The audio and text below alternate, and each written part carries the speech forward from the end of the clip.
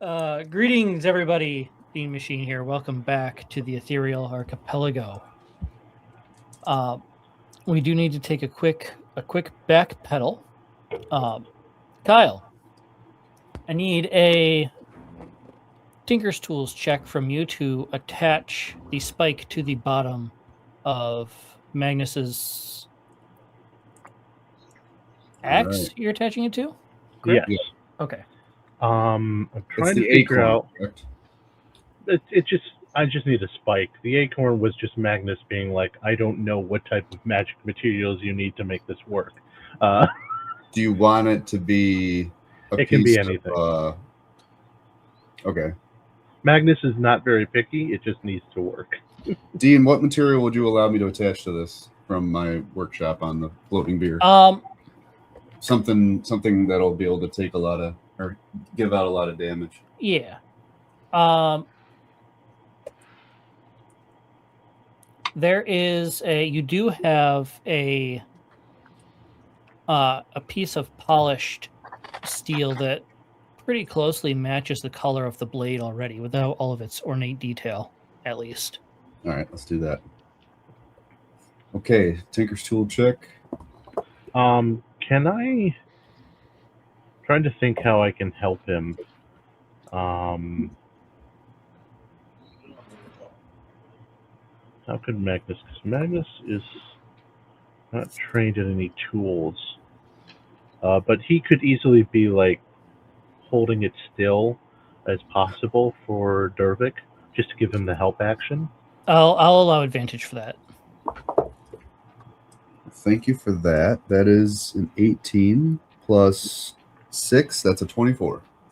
24 is a success. It's connected quite nicely. It matches everything. All that it needs now is maybe a little bit of decoration. Something like that. Something that matches how ornate the axe head itself looks. Could I don't know if this will have any effect on it. I have some ethereal dust. Could I work that into the tip of this thing? You could most certainly try. Let's try it. Okay. I love this side of the board. All their eyebrows raised. This side of the board, not a thought in their head. I'm curious what the dust will do. What will the dust do to this? So what I'm hoping it would do is, like, if he stabs with it, it would create a little pop of explosion or something. Oh, I know. I would like to hear the official ruling on what something with dust laced in it. What it does. As a help action for this, what I'm thinking is maybe he can do some etching of like a tree design. So I'm going to reveal my tattoo again with the tree grown. Say this is in the evening, and help him sketch from that and transfer to make the etching that he's going to put the ethereal dust into. Can I use that as a help action? Yes, this will have very interesting consequences. Okay. If you tell Sandro about this, can I add guidance based on my knowledge of? Can I be able to help? Yes. This is going to be make an Arcana check. right. IDC. Arcana. All right, boys. If there's ever time for a natural 20, you have advantage and a D4. Okay. Well, the first one's good. Let's see. Okay, we didn't get a natural 20, but Would you like me to roll the D4? Please roll the D4. You go ahead. Right now, I'm at a 24. Make it a 28. Wow. Very nice. Wow. Okay, I have DC very was high 25. I figured. Let's go. Okay. Let's go. Okay. You managed to etch with this dust what looks like the spreading of roots from the tip of this spike. And And originally they kind of go on as like they almost glow like silver glints. And as it sets, it turns into a nice black with a silvery sparkle to it, almost like stars inlaid into it. Sick. Magnus. Mm-hmm. Once per day. So this is recharges on dawn. If you stab somebody with the spike on this axe, you may make an Arcana check to attempt to send them to the branches of the World Tree. What? Oh, Great. We got banishment once per day. You have tip of banishment. Level 4, we have. Hold Not on. only did you I use just want to clarify, this doesn't work like Ring of Banishment where you choose who gets to go, right? Because Gizmo's No. got screwed by that once. I don't want that again for this party. no, that was the Ring of Elsewhere. That's right. For viewers, I had a custom item in another campaign called the Ring of Elsewhere. I hate Where when it. you used it, I rolled 3 die, which determined who you were sending, where you were sending them, and for how long they'd be gone, or something like that. And yeah, Kyle accidentally sent one of the other party members along with a bone demon, both to the same plane, where they had to then duke it out mano y mano. Yeah. R.I.P. Ben Shapiro. What is the DC? DC is 22. Okay, I can't do that because I only have a +1 to intelligence, and I'm not trained in Arcana, so that's not going to work. But that's okay. Something I can increase later.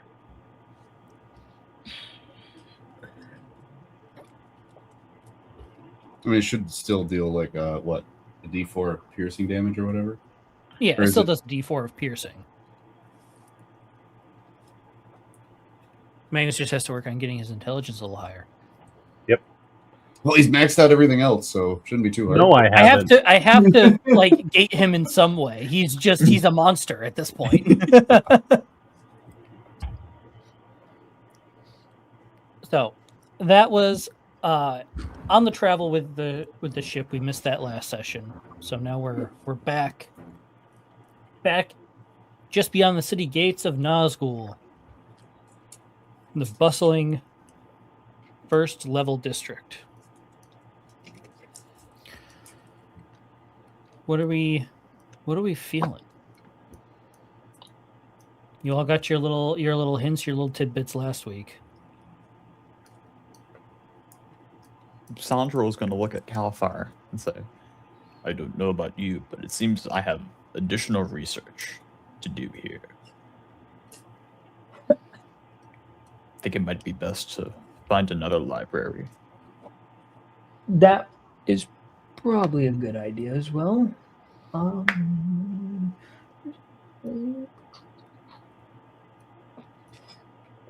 Yes. Yeah. I would agree. Get away. Go. Shoot. I'd be down for some more research. I'll pipe in. It seems we have at least 3 for a library visit. What do all of you plan to do? Oh, I need to make some money quick. I was thinking gambling potentially. I would be up for some gambling. First, I need to get my hammer. I'll go with you to get your hammer, Magnus. Right. If the shopkeeper gives you any trouble, I'll rough him up for you. With words, obviously. I was gonna say, I love the idea of Dervik squaring up to a 6'2" blacksmith. I would like to go shopping and look for some puzzles. All right, hold on. We need to pause everything, guys. This is not good. Bryce is wandering alone. Yeah. Oh, wait. You guys are doomed.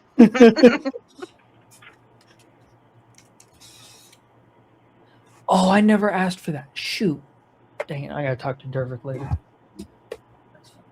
Dervik has message, right? I have message. Okay, cool. Are you talking as you're scolding, Cosmo? We don't have a sending stone to give. We for don't, but message only takes a copper piece as its material. That. But she can't cast message to me if she's in trouble. I just have to reach out to her. every No, once in a while to that's check correct. But it would be nice to have for a limited use per day. in. I can go to the library later. It's not what I need to research isn't entirely Wait a pressing. minute. What if I just imbue? Wait, can I imbue message on as a like rune on something? Yes, Yeah, absolutely. it's just one copper piece's material cost. Right, so it bypasses any other monetary component. Could he imbue it on a copper piece? Just Two-Face Yes. flip a coin. Yeah, one I ring just on gotta. the- I just want to point this out. The last time we did this, we accidentally spent that copper or whatever it was. If the So- point is to give it to I you was not aware right, she of will that. spend it. She So- will lose it. She will give it away. So Well, don't. what you do is you attach it to a Captain Jack Sparrow type of bit of beading and hang it from your hair, and when you never need to use it, you tap it. You're talking about Bryce's hair. Anyone's hair, whoever needs to use it. That's fair. I could either give you something or you can do what Magnus said. What would you prefer? I'll try to roll for it before you go off. Do you want an object to hold on your person, or do you want like a braid? If you're genuinely asking me what I want, I don't want anything. I want to be an adventure. How How far about is this? it down for something What to if I hold? make you? but- What if I make you a single earring?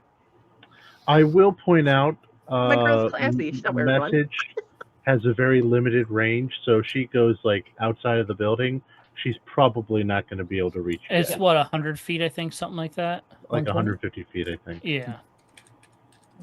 I'm just going to look for puzzles. How much trouble can I really get in? If A there's lot. one thing I've learned, 120 feet. If there's one thing I've learned, you never just assume you're going out for puzzles. Well, hop up. I'm I gonna want to point make. to the last time Bryce went out on the town, even with somebody, and Okay, got to make I've it. always been chaperoned. So maybe that's the trick. Maybe I just need to be unchaperoned. Dervik's gonna pull out a set of earrings, and he's gonna try to imbue message on the earrings. This would still be on the boat on our way in. But On the so we haven't even breached the city gates yet. Natural 20. that's what I would 26 for believe because Arcana? these takes time to make. If I remember right, they're not quick. And that is a They're 10 minutes 21 apiece, for Tinker's Oh, Tool. oh, okay. It's a lot quicker than I was thinking. I believe. I have them set at 10 minutes apiece. For something like a cantrip, anything higher level is going to take an hour or so. Okay, that's what I was thinking of. So that's So 26 effectively like a on ritual spell, Arcana, more or less. and that's 21 on Tinker's Tool. Oh wait, no. I have proficiency. 23 on Tinker's Tool. Yep, those are both 26 on successes. Arcana. Yep. Bryce, if you get into trouble, use these. You can communicate with us. With all of you? This goes to all of you? Like I can chit chat the whole time? I would prefer to keep the radio chatter down, but yes. All right. And just so we're Whoever's on the same within page, range. what kind of trouble are we talking about? Like if people You are down on the ground remember- trouble or I accidentally got lost trouble? What kind of trouble are we? If you get lost or something similar to the the bar incident. Wink, wink. Wink, wink, Dervik. I got you. Thanks, buddy. I appreciate it. And you still owe me 15 gold. Bye. You are never getting that money back. Probably not. I should have asked for more money before I left. Bryce is a black hole when it comes to money. She is who she is. All right. Okay, so I think for the funny, let's start with Bryce. Sounds good. Sounds good. Sounds great. Where are we going? Well, above table, I'm looking to do my wisdom increase, and you said that was with puzzles. So what kind of puzzles count? / what kind of puzzles are we selling in this type of a town? You're looking for some book of Sudoku puzzles. I was gonna say Sudoku. Are we doing jigsaw puzzles? Am I doing little wooden Rubik's cubes? What do we got? Okay, that's a great question. Why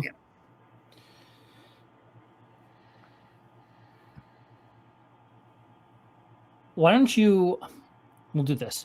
Roll an investigation check for me.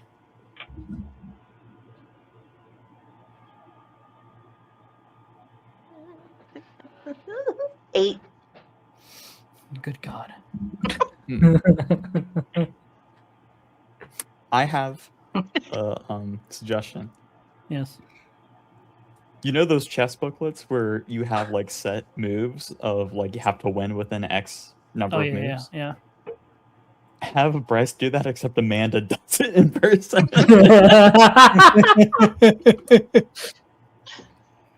It's just go to chess.com, do the daily challenge. Exactly. I can do it. You're walking around a relatively nice-looking shopping district, somewhat near the gate. You walked for about 15 minutes or so before you found this place. And you're looking around. You're looking for any kind of like toy shop or trinket shop of any kind, something like that. And then before you know it, you've gotten distracted by a candle shop. Oh my gosh, yes. I'm gonna wander and follow that lovely scent of mixtures of. Yep, we're going in. Bourbon. Right at the there's a big display case in the center. On that display case is something that smells delicious. It's a mixture of honey and lavender and a handful of other flowers that just come together in this beautiful melody. As you wander up to take a look at the price, it is priced at 250 gold. It's slightly out of price range. It is. Looking a little closer, looking at the placard, it claims to be able to heal all of those who smell its flame.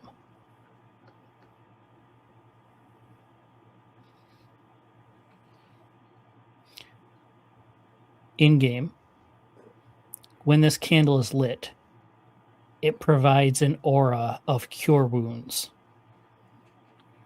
How does that work for the cure wound spell? So it is basically the spell would be cast once every 10 minutes, so long as you are within range of the candle. Okay.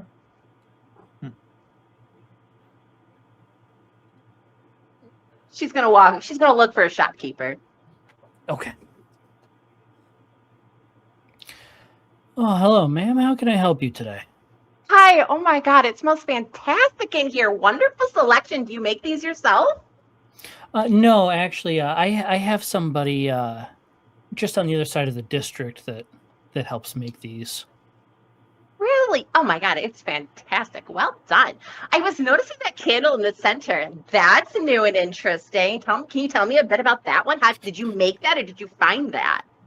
No, that was created. Funnily enough, that particular candle was created by a good friend of mine's daughter. She's started studying some runic magics recently and decided to try her hand at imbuing a spell into something. And this candle happened to be her chosen muse. Cleric of the Forge. Interesting. So you mentioned rune work. So is there a rune inscribed like on the jar or in the wax? How does that work? I believe it was etched into the wax and then painted over in some kind of gold leaf, if I'm not mistaken. It's beautiful and it smells heavenly. How do you know it works? It doesn't look like it's been used before. It hasn't. Pretty steep price for maybe something that works, don't you think?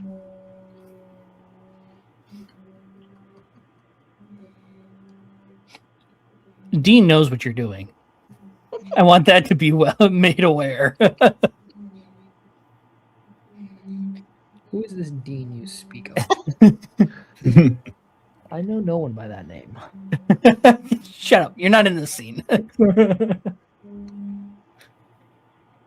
Well, it does come with a return policy. If you find that the effect is not as described, you may get some or all of your money returned.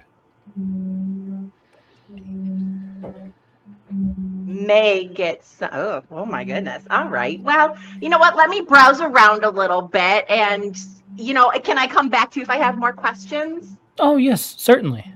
Oh, thank you. You're so sweet. And she's going to turn and she's going to go look at some of the other candles that are probably on the cheaper end. And I don't know if this will work. Let's try it. I'd like to reach in and pinch some of the wicks to see if my skin is hot enough to give them a go. Okay. Interesting. Hold on, you've caught me in a position in which I don't know what that would be for a check. Give me a moment. Because you're not. Are you constantly on fire equivalent, or No, my skin temperature is just much hotter than human. you just have a hotter skin tone? Right? Okay. Yeah. If you snapped your fingers, maybe. But really bad.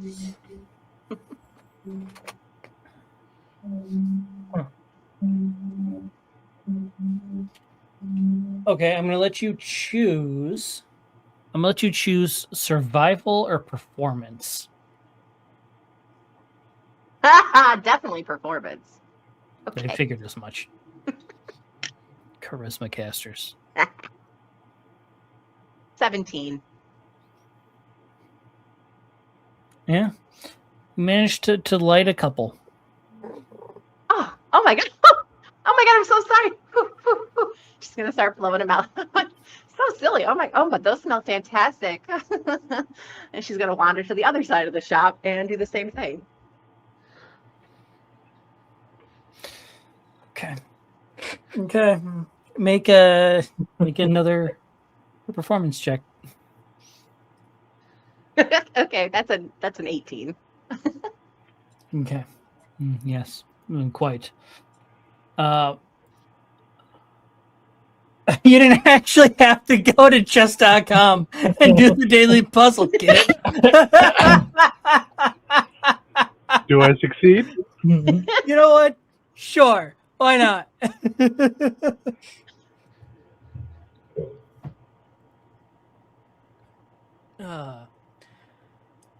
As you go around touching some of the other candles, a few of them light as well.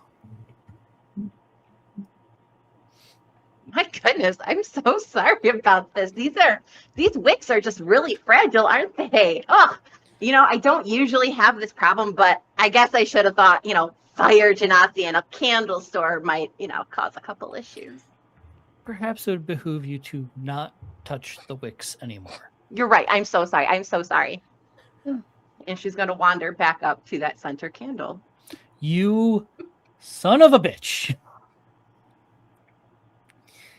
Go ahead, roll performance. I really hope it's low. I have to use these earrings instantly, am I? no one's in range. No one's in range. You're on your own. Well, this is not good for anybody. Okay. Plus 4, Does Bryce 13. understand the message spell is a better question, though. No. No, she's a small country girl. This will be interesting. 13. She goes to use the earrings and no one's there. Yeah, no, that does light. Ah, crap. Oh, my goodness. I'm so sorry. Oh, that was really close. I almost, melted your whole candle, which would have completely devalued the entire thing. Good thing we stopped that, isn't it? You could have asked me to light it to test it. Would you? Could you light it and so we could test it? Such a kind offer. Thank you.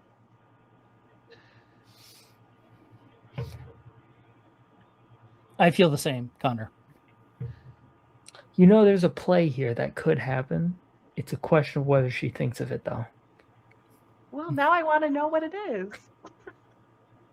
You have your own players only group chat. Text it to that. All right. Whoa, what y'all- you snooping around for? I know y'all be scheming behind my back. All right. I ain't What? dumb. Us, we would never. Who, No us? such thing. You No. never do that. I would. At least one of you is honest with me.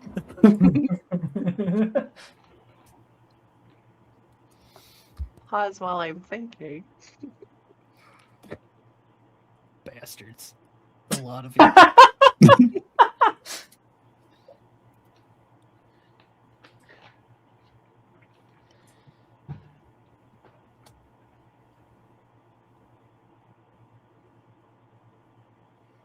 I like the look on that face. I'm not saying anything. Which face specifically you're talking about? Dude, both of them. They both look guilty as hell. This is just my face. Do you always look guilty? Yes. No, Yes. that's fair. So this shopkeeper, he is gonna walk over and take the candle down and light it real quick for you.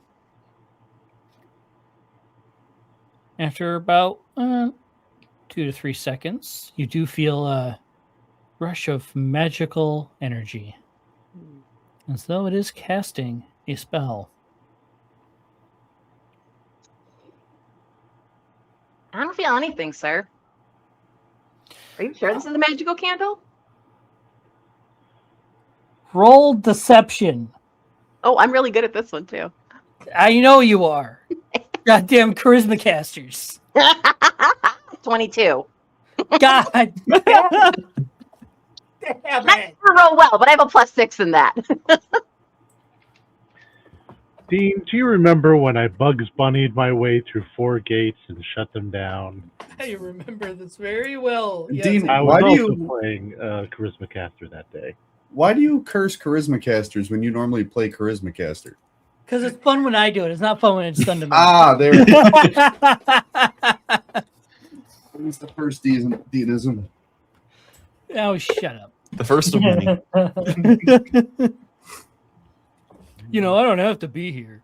You see, the funny thing is you do. Dean though. taking inspiration.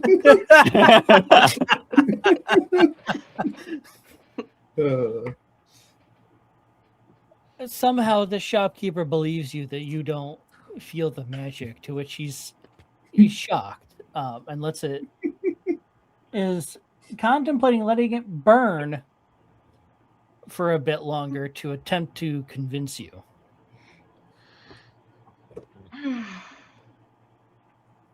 I got nothing.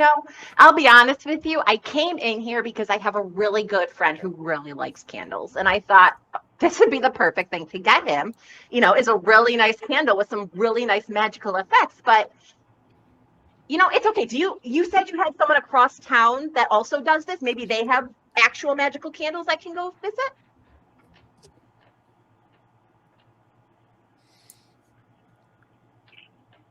Yes, if this one is truly not to your liking, then that would be my next recommendation. Ugh. I mean, it smells fantastic, and I do love it for sure. 250 gold for a nice smelling candle is a bit out of my price range. He's going to extinguish the candle. This is perfectly understood. Not everybody understands the nuances of magic. That's fair. Could you point me in the direction of your friend, the candle maker who does the runes and the wax? Yeah, you're gonna want to walk out the store, right? Go down the street, and then make a left. You're gonna see a pair of really large doors, and then you're gonna walk through those. Is he directing her out of town? Yeah. Yes. Mhm. Literally the moment I typed that. Yeah. Ah, you know what, Sarah? You have a wonderful day, and I'm sure we'll be seeing each other soon. Is that a threat or a promise? Yes. I doubt that very much. You have a good Why? day. Oh, thank you. All right. She'll wander out of the store and, all right, we'll mark that one down. Now to find some actual puzzles. Roll another investigation check, please. 8. Amanda. I'm sorry. She ends up back at the candle store. Right. She just turns around, walks back in. Just goes around the whole Excuse me, block. sir, It's like, do you have any whoa, this looks familiar. Let's see what's inside. That would be really, really funny. But no. Actually, you know what? This is what we'll do.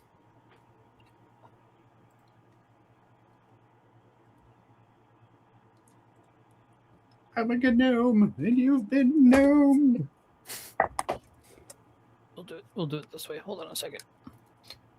I'm gonna pull something up.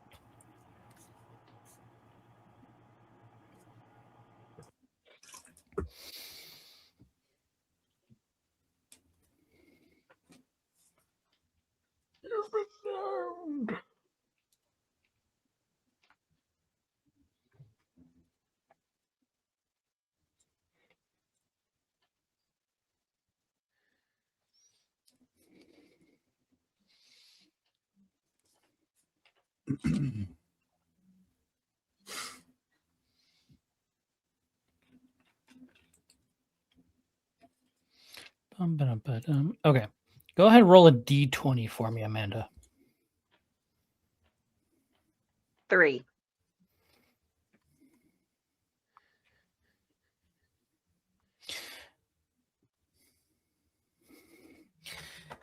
You managed to find yourself a blacksmith shop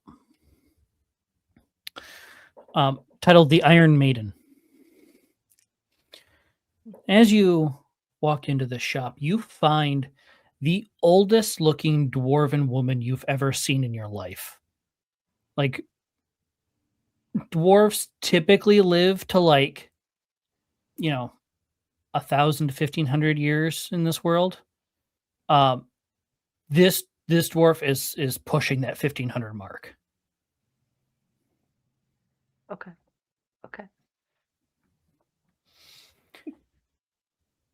What can I do for you? Hello. I got turned around, I think. I'm looking for puzzles. I need something to stimulate the old noggin, Oh, You- well, this'll do you real good. And she pulls out a giant war hammer. This stimulates noggins great. Oh, I bet it does. Can I see that? Sure. Take a look. Make a strength saving throw for me. Yeah. Hmm. Oh, no. 7. The head immediately falls directly into the ground. Oh, that would do some mighty fine work for a noggin. You are right, ma'am. That is a beautiful. What did you make this? This is beautiful. Not much of a fighter, are you? No. Oh, I wish I would. Oh, but if I could, this would be it. This is just I'm beautiful craftsmanship. maybe this is more your speed. Maybe hold on one moment. Mhm. I'm just gonna kind of run out to the back of the shop, and she comes back with this very surprisingly ornate looking saber. Very thin blade, very, very beautiful. It looks very sharp. Ooh. This one's a little bit lighter, you know, it's more for a girl with a delicate touch. Oh, and that is me all over it. May I? Please be my guest. Ah, daintily hold it up and swish, swish, swish, swish. Oh my God, this is beautiful. Did you make this one? You know, actually, that one was my daughter's. She went out adventuring a while ago, and that was what she chose to take out on the road with her. Oh, she took this, but then so she's back? And she's retired. Oh. Okay. Well, this is beautiful. Oh, thank you so much for showing me. Yes, of course. Oh, You know, it's very important that you know how to defend yourself. I can very much agree with that. Tell me, do you have much experience fighting? Ooh, let's see. Do I have experience fighting? I have been in a fight. Having been in a fight and having experience fighting are not the same, miss. I know, which is why I answered the question as I did. Did you win? Did I win? I think I won. Yeah, I won. I'm still here, so yeah, I won. She looks at you a little bit more suspiciously now.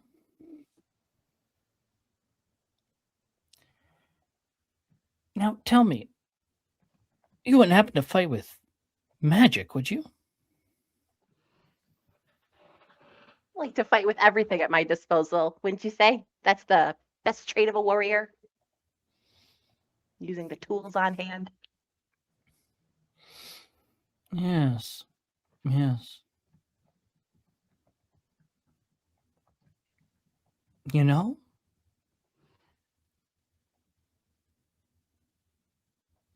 I like you. I've got a little gift. Oh, hold one moment. Oh, you're so And sweet.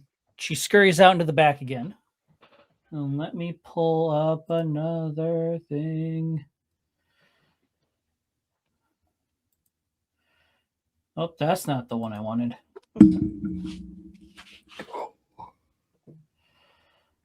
I don't want that. I want this. Sorry, I'm sifting through all of the lore of my 12 major dwarven houses, so give me a second.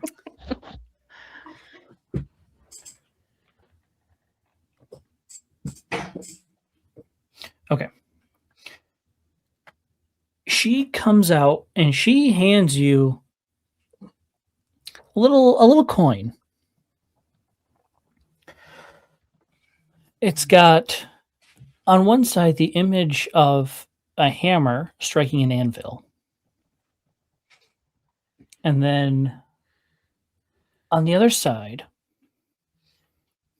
it reads, "To craft is to be."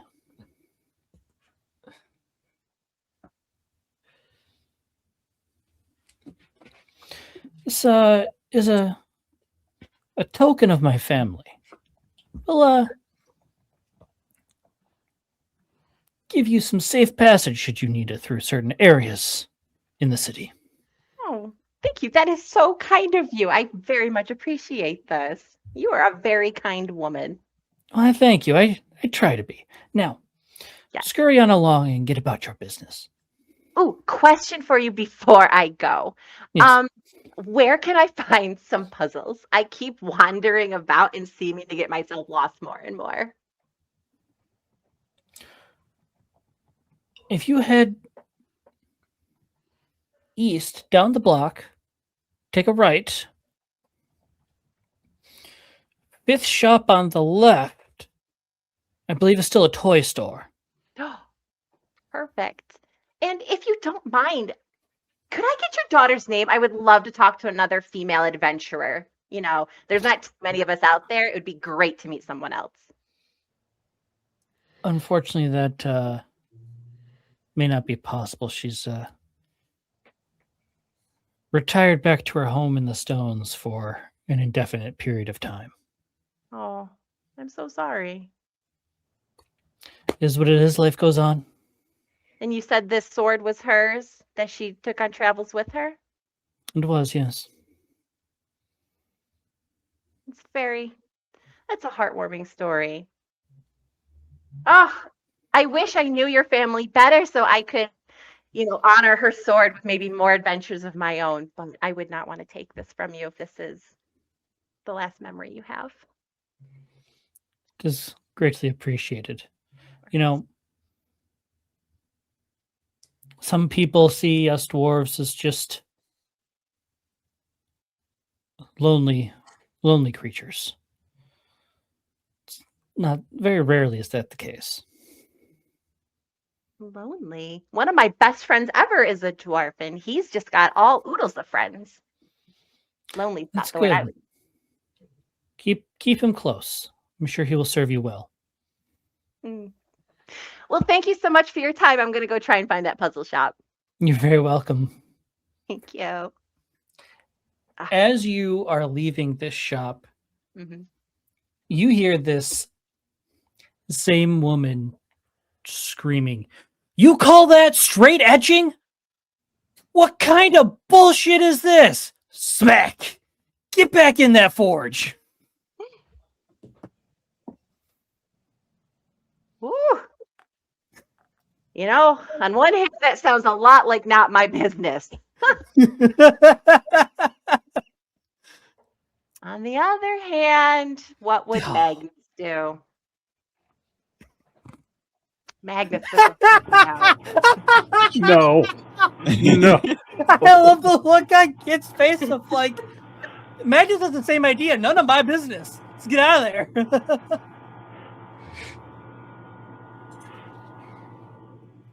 No, she's got to turn around and check. Oh, Amanda. Why? You put it out there. You knew what you were doing. No, I didn't. In fact, I expect you Apparently to he walk didn't. away. This is why you don't go alone, and this is why you don't go alone. All right. I'll go to the puzzle shop. All right. We'll go to the puzzle shop. Everything No, will- if you think you would turn around and go back, do it. I just. He would check to see this little kindly old woman is now screaming at somebody. She's got to make sure she's okay. What if someone's attacking the old lady? I don't know what she has in the forge. Okay. All right.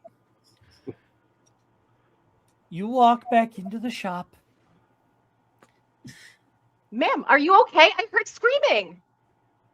Oh, I'm fine. One of my apprentices just needed a little straightening out. As you see from behind her, pokes this obviously younger, almost adolescent dwarf. It's my fault, really. I should do better. And he grabs his sword and he walks out back into the forge. As Bryce hears a message in her head, "Everything okay, Bryce? It's been quite a while." We would have to be pretty close. Yeah, Yeah, it's it's 120 feet. And I Are think we it not? requires. Did she walk it- that far away? Yeah. So the district she's in is 15 minutes from the gate. Oh, okay. Well, I think it also requires line of sight. Derek But- doesn't get a response. That's concerning. You don't Keep in mind necessarily the need to see diameter them, but you do of have to the point in city. the direction. Okay. The diameter of the city on this floor is 7 miles long. 5 miles. 5 miles. Still, Yeah. regardless. Did you have Nazgul drawn up? I do not. It's too big a project to draw up in its Okay. entirety. I would literally have to spend every waking moment for weeks to get this thing drawn up the way I wanted it. So, not going to bother. No, I'm joking. Don't do it. Thank you.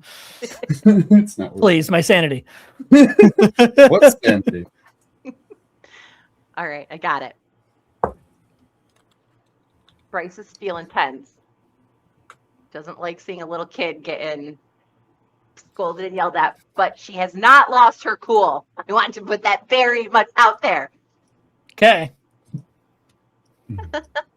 You know, one last thing. I mentioned I have a dwarven friend. I would love to be able to share the name of the family that gave me this token. I didn't catch your name as I was leaving. Of course, you ask for a name, because why wouldn't you ask for a name? Standard. Standard D&D practice. He wasn't ready. You could I always was not. lie. Let me find. I'm gonna jot my note. Dwarf woman who beats kids. Yes, that's what definitely what you should take away from this. Okay.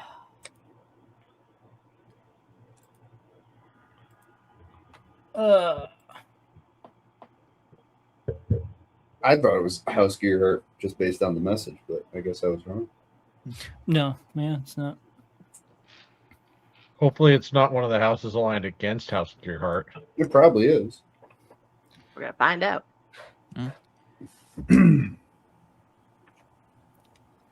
She just kind of smirks at you a little bit.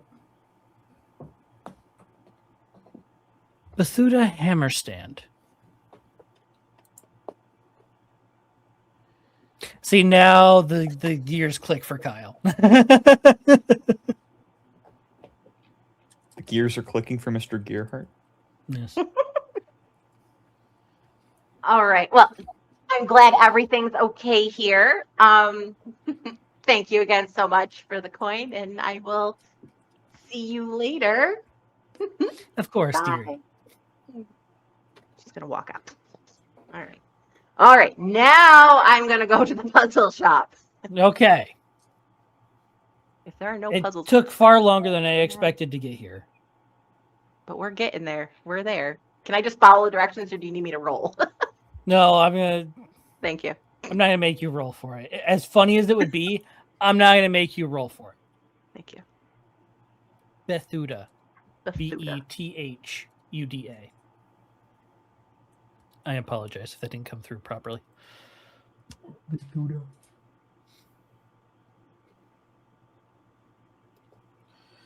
Me actually. No. I need to clean off my desk. My desk is atrocious over here. It's not good.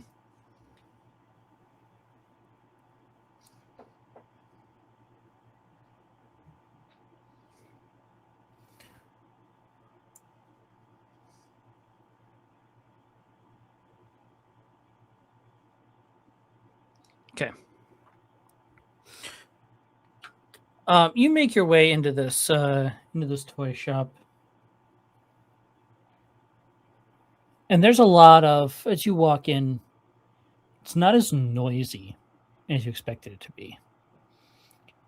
There are a lot of toys that look like they're mechanical in nature, cranks, gears, that kind of thing.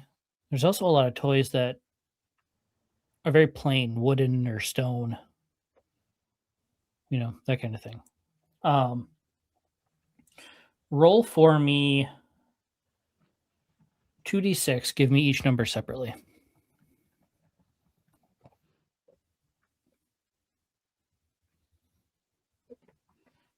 2 and 4. There are two things that catch your eye. One is a little stone that projects a dragon chess board and allows you to play against either another living opponent or against yourself.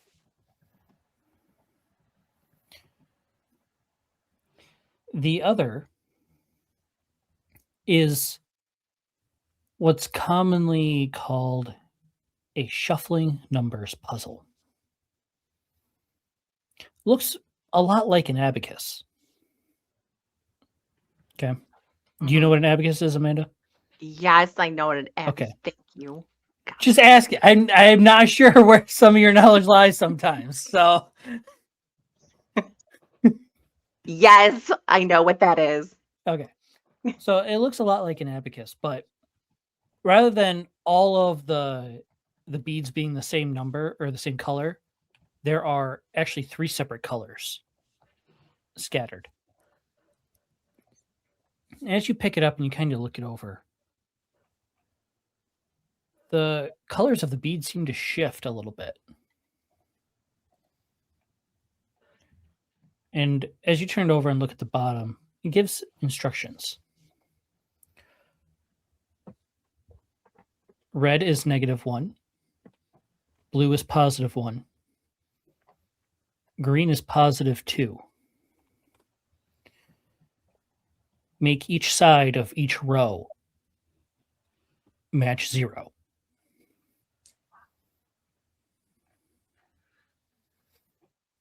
And then once you turn it back over, you give it a little shake, and all the colors on all the beads switch places. Oh, I like that. How much is that one? That is, hold on. Let me do this.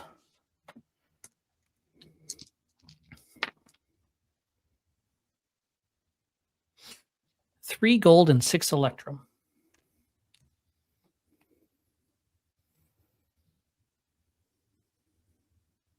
Okay. Okay. And how much is the stone dragon chest thing? That is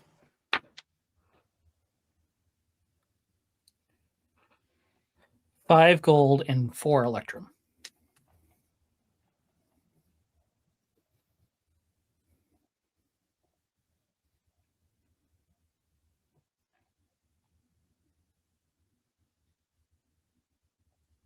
Do I see anything else stone toy related? It doesn't have to be fancy. Sure, there's a lot of stuff. She's looking for a little thing for Dervik. So I want something a little in stone because I know he likes stone. And she also knows he's got a weird thing about 3s. So I'm looking for something to incorporate. Maybe like a marble set or something. Roll an investigation check. 15. You're looking around, and there's some interesting things here and there. Nothing really super stands out to you until you get to the back of the shop, and there's a little figurine of a dwarf made entirely of stone, standing in front of all things a goblin. And when you press a button, this little dwarf swings his sword 1, 2, 3 times, and the goblin falls apart. How much is that little toy? That is 4 gold and 5 electrum. Woof. I feel like I had that toy as a kid, except it was a Anakin Skywalker and a Geonosian. Yes. All right.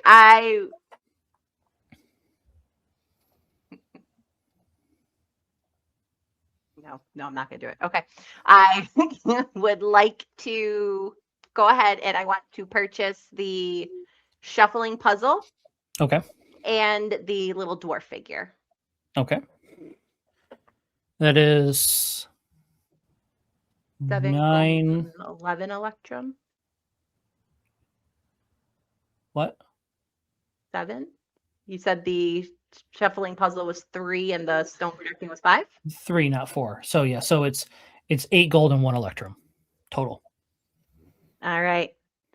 She will make the purchase. Okay. There you go. Thank you so much. You're very welcome. Let's cut over to Magnus and Dervik real quick. I believe you wanted to get your hammer. I do. So, is there a guild hall for our guild here? There is. I imagine that's where I need to go. Yeah. So you kind of ask around, and you get one answer that isn't the worst, but it's a little unfortunate because it requires some more travel. The guild hall for the Lion's Head Guild in this city is in the 2nd district, which requires you to take one of the newly built steam trains up to the next level. Are you up for a short trip, Dervik? I am always down for adventure, Magnus. I mean, it'd be good for us to check in with the guild hall anyways. Maybe they have a gambling hall nearby. They might. And also we can inquire into our mission here as well. On our travels, I need to know when we approach a crossroad. Okay. You're just going to leave it at that? Yeah, like you let me know when, as we're walking, when we would come to a crossroad section. Okay. All right. We've probably Oh, come wait. across You've been several. looking at the rituals in the document, haven't you? Don't worry about it. That's what this is. Just let me know when we get to a crossroad. Which god are we summoning? That would be Vastir. If- Oh. Yeah. Oh, Right. One of the books Dervik read in the library was about the extended path pantheon. Okay.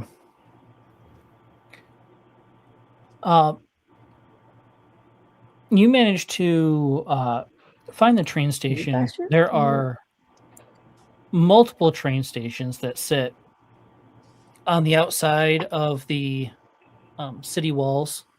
It's Waymark. That's who it is. Oh, yeah, one of his children. Yep. Yeah.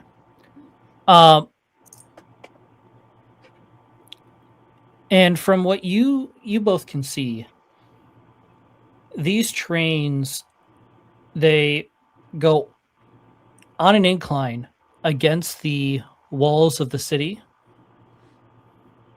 and it's about the top 100 or so feet as you're riding in this train, where you look out the window and there is just a wide eye as the eye can see out there network of trains and rails. It is beautiful. The craftsmanship. Magnus, do you see this? I'm seeing it. It reminds me of a tree root system. Roll Yes. roll either perception or arcana, both of you. I'll go Arcana. I'm rolling perception. That That will be a 22. I have a 23. Okay. Magnus, you notice as these trains go by, there are some blue and purple sparks flying up from the wheels as the trains move along the rails. Dervik, the amount of magical power in the rails and the trains is unlike anything you have ever felt before. And with a 23, you notice that it's not random. The entire train network on this floor is designed to maintain a monstrous shield rune that encompasses the entire city. It's beautiful.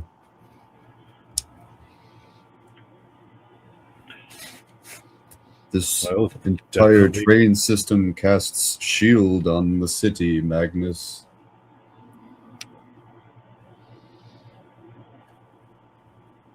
Craftsmanship at its finest. Very practical. I imagine the city has been attacked many times. Many, many times. Indeed.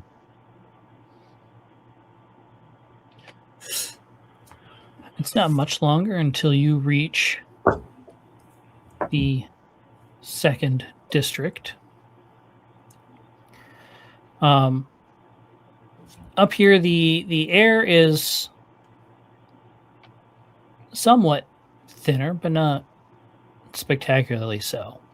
But it is incredibly warm.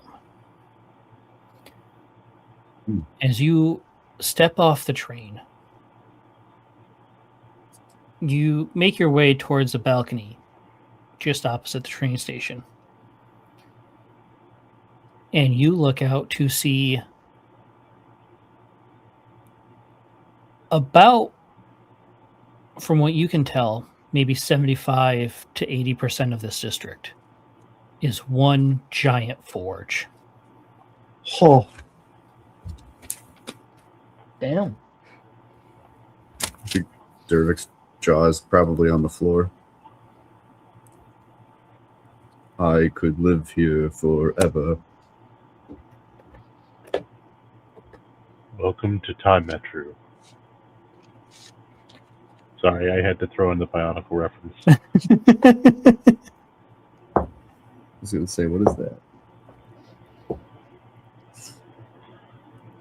There is a small section of this district on one of the upper levels directly above you that is kind of quartered off for, there's some residential, but a lot of it is smith work and a few guilds. And that is where the guild hall for the Lion's Head Guild will be. I imagine we're going to pass a crossroad coming to that area. You will, yes. As we approach the crossroad, Dervik's going to, Magnus, pause. Take out a coin. Vastia, the wandering sage, you who walk where certainty ends, I offer you 1 coin for the privilege of uncertainty. Let the next story be worth telling. And I'll flick the coin at the crossroad. Okay.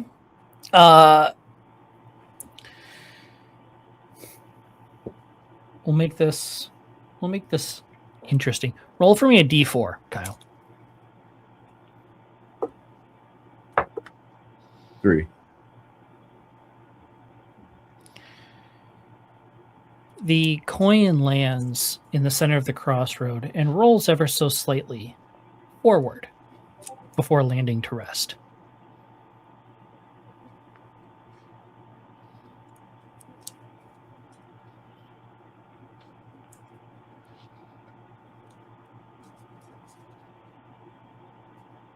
Okay. Lands on what? It.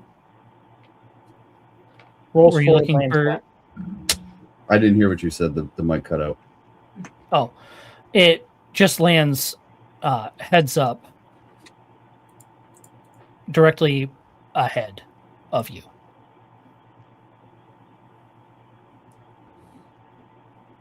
Okay.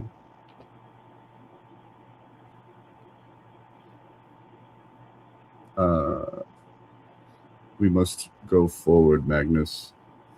Where is that?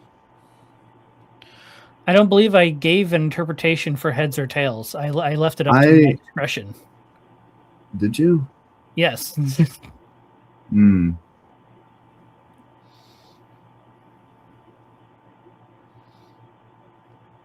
Well, Okay. forward is the direction I was planning on going.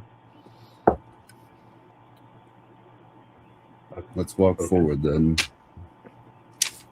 Indeed. Dervik's gonna look slightly confused. I thought I interpreted that differently. So I gotta pause it for a second. I'm curious. What was the thought here, Kyle? I wanted Vastier to give us good luck for our gambling expedition. Oh. I wasn't Not clear that. with that, so it's The fine. funny thing is, Dervik is. It's not Vastier who's this rich. I know. No, that's, it's not. I know. that's the funniest part in my head. Yeah. It's the guide. I get it. It's Waymart. Yeah. I know. No, it's his son. Yeah. But you didn't have a ritual for. I mean, I guess you did. There's a That's ritual how for it us here. Continue. And if you want a ritual for Vastier, there's a really good person to ask. Right. Yeah. In fact, you actually already fulfilled the ritual by telling us your story. Correct. The story This is fire true. ritual. True. Yeah, True. we've done that one twice. Mhm. As far as Calthar sees it. So, as you make your way forward, you about 2 blocks ahead, you find the guild hall for the Lion's Head Guild. It is massive, ornate. The guild hall in Tinkertown looked like it made do. It looked decent enough. This is something else entirely. Dervig, you actually recognize a few architectural quirks from some of the techniques you've recognized in House Stoneborn's stonework. Okay.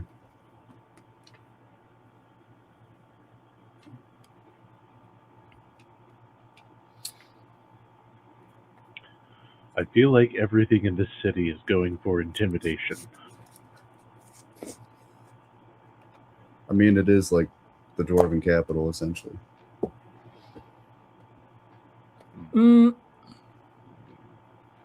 Magnus would believe that. Kyle, you know that is not the case. Well, yeah. I mean, It's the most outward-facing dwarven city, yes, but it is by no means the capital.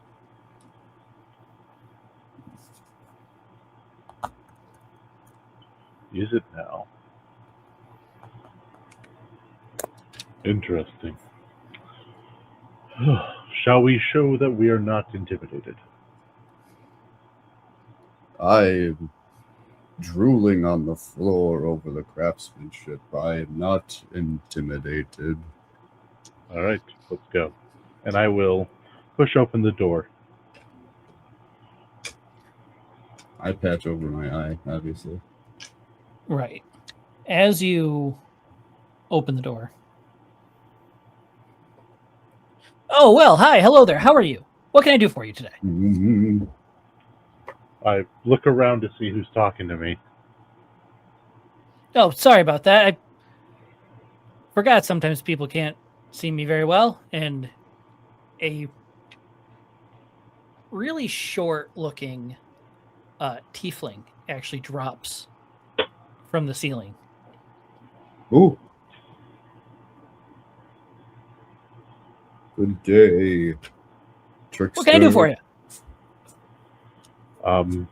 I will pull out my ID, my badge for the guild, Mhm.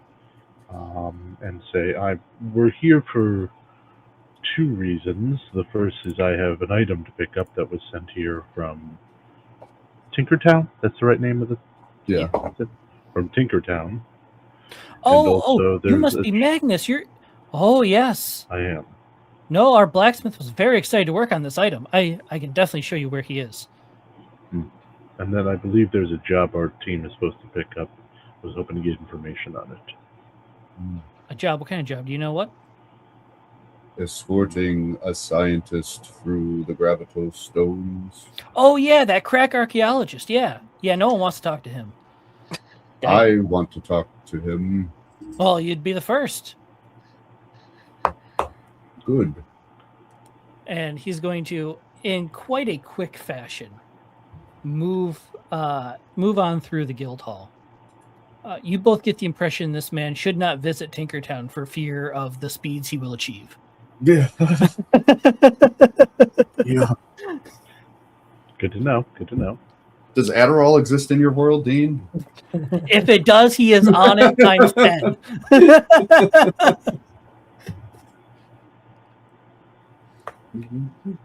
As he makes his way through the guild hall, he comes to a stop. Huge wooden board. Now let's see here. Active jobs. Here it is. And he pulls a paper off the wall and he hands it to you, Dervik. Here's your archaeologist friend. I don't know. He's probably still in the city somewhere. I haven't heard or seen from him in well over 2 weeks, but good luck. Indeed. Fold it up and tuck it in my coat. Now, if you'll follow me, the blacksmith is just this way. Why does this guy talk so fast, Magnus? Is he in a hurry? I think he just has a hard time hocus focusing. Let's go.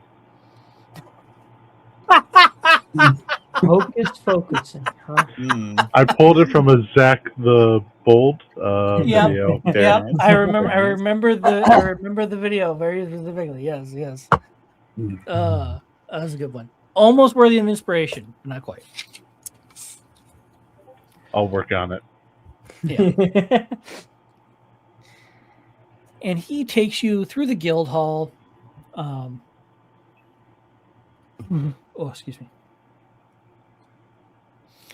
Takes you through the guild hall, and he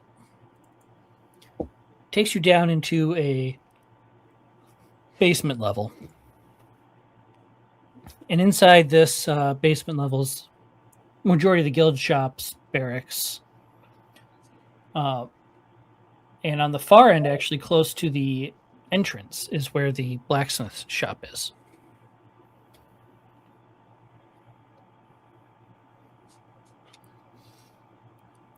And as he runs up to the blacksmith shop, hey, Brock, I got that Magnus guy here for that hammer that was sent over from Tinkertown that needed worked on. He's come to pick it up. Good luck. His friend's a bit of a slow talker. I gotta go, and he's gonna take off in the other direction. Slow. Excuse. Dervik, don't take offense. You do talk a bit slowly. I know. I And pat him on the shoulder as we approach. there's a rather tall for a dwarf figure who kind of walks up to the counter.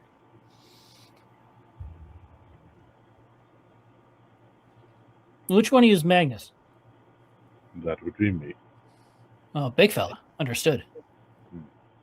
Alrighty. So were you given the rundown in Tinkertown about what's up with this hammer? I was told they were connecting it to this, and I take out my axe and set it down. Yes. Perfect. Okay. Just one moment. I have one more inscription to finish, but I needed the axe here for it. So just give me a minute. He goes out back. He comes back up with this really beautiful looking warhammer. It's double-ended, so it's got two hammerheads on each end. Made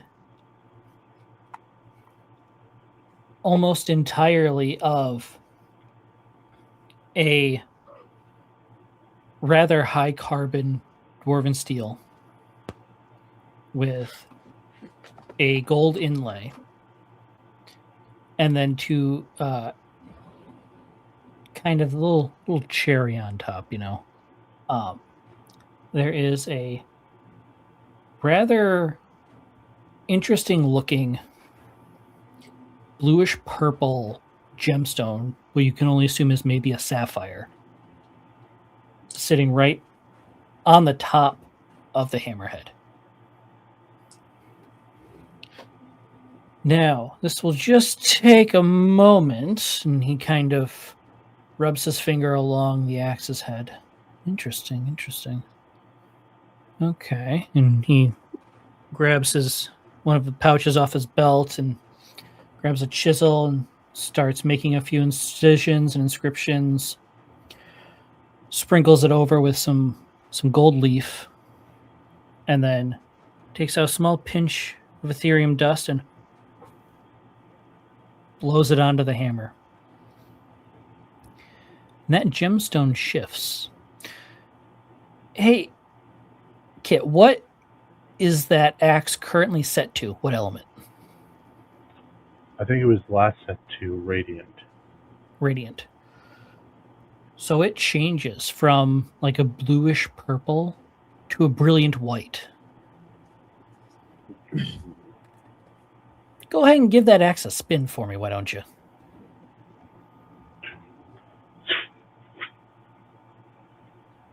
What element are you changing it to? Oh, I think I changed it to, for the sake of demonstration, fire. And just as quickly as the red gemstone lights up on the axe, the white gemstone on the hammer shifts from white to a brilliant red. There, they are now linked. Beautiful. Just be careful which one you have active, because it will matter from now on. Good to know. You've done good work. Thank you. Oh, you're very welcome. Always happy to please a customer.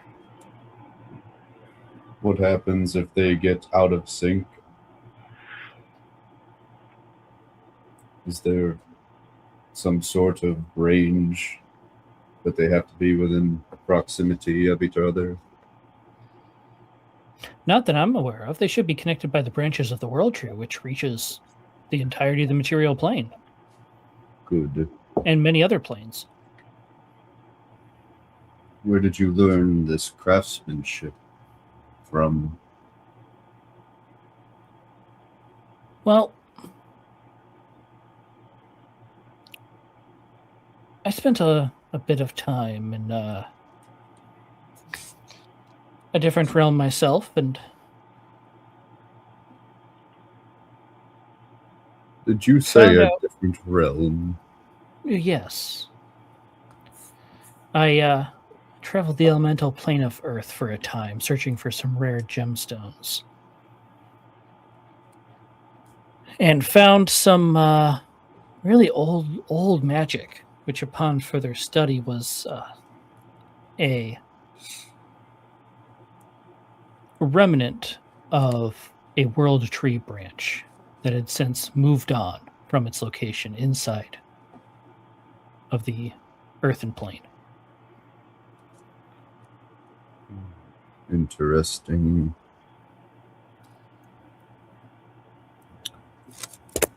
I am something of a blacksmith myself. Oh, I'd hope so. You got the bill for it. Right. Which house do you belong to?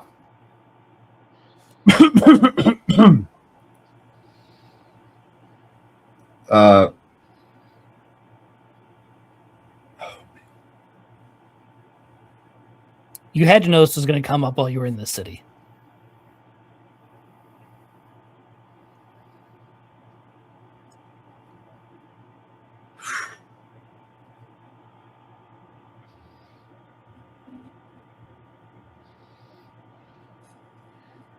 Oh man.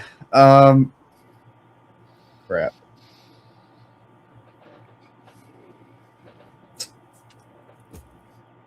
I am part of House Stoneborn. You don't say. Yes. Huh. It's quite interesting, you know. Why do you ask? Oh, you know, it was member of House Stoneborn that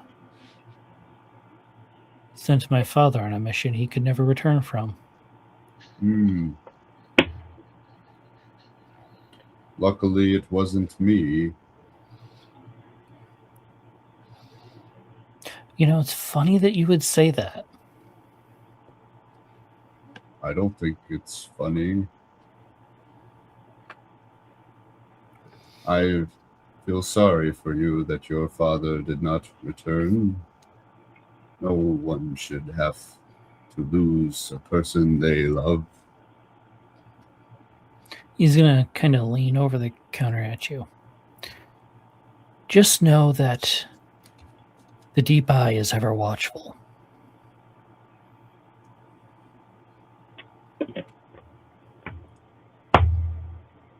I'll lean in closer. I know. Roll persuasion.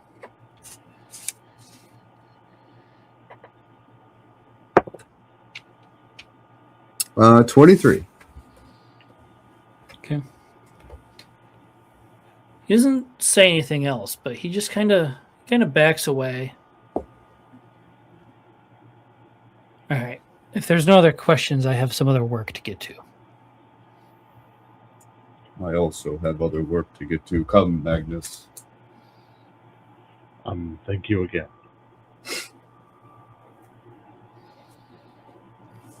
He'll hurry on to the back of his shop. I'm going to step Perfect. out of the shop. I was a little afraid we were going to have to fight him. Is everything okay? No, I had to lie about my identity, and I feel like this is going to be harder than I had foreseen to stay inconspicuous. Magnus, if I tell anyone in this city my last name, my uncle will surely be notified that there is a Gearhart wandering around asking questions. Or we end up in shackles from another rival house who doesn't like my family. I'm going to have to think hard about my persona going forward.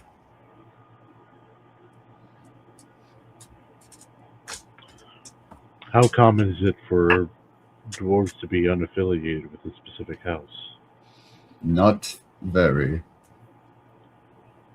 Is It's it something a that bad they thing? take very well. Normally, if you're not affiliated with one of the major 12 houses, it means you've been banished or you have been exiled, usually left for the criminals. I can't play the criminal card convincingly. I tried that You once. are exiled.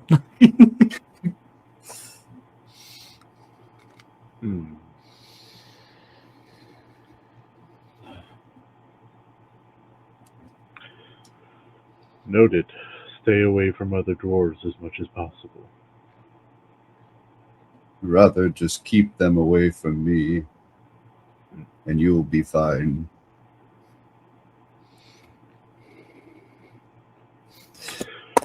Well, let's go see if we can do some gambling. See if we can find some dice games. Indeed, I need to get my mind off of things. Oh. Do you think they have any sort of trees in the city somewhere? Maybe a Oh, park? I'm sure the lower levels probably have some trees. I don't know about this high up, unless they've gotten the druids to help them. But normally the dwarves prefer stone over wood.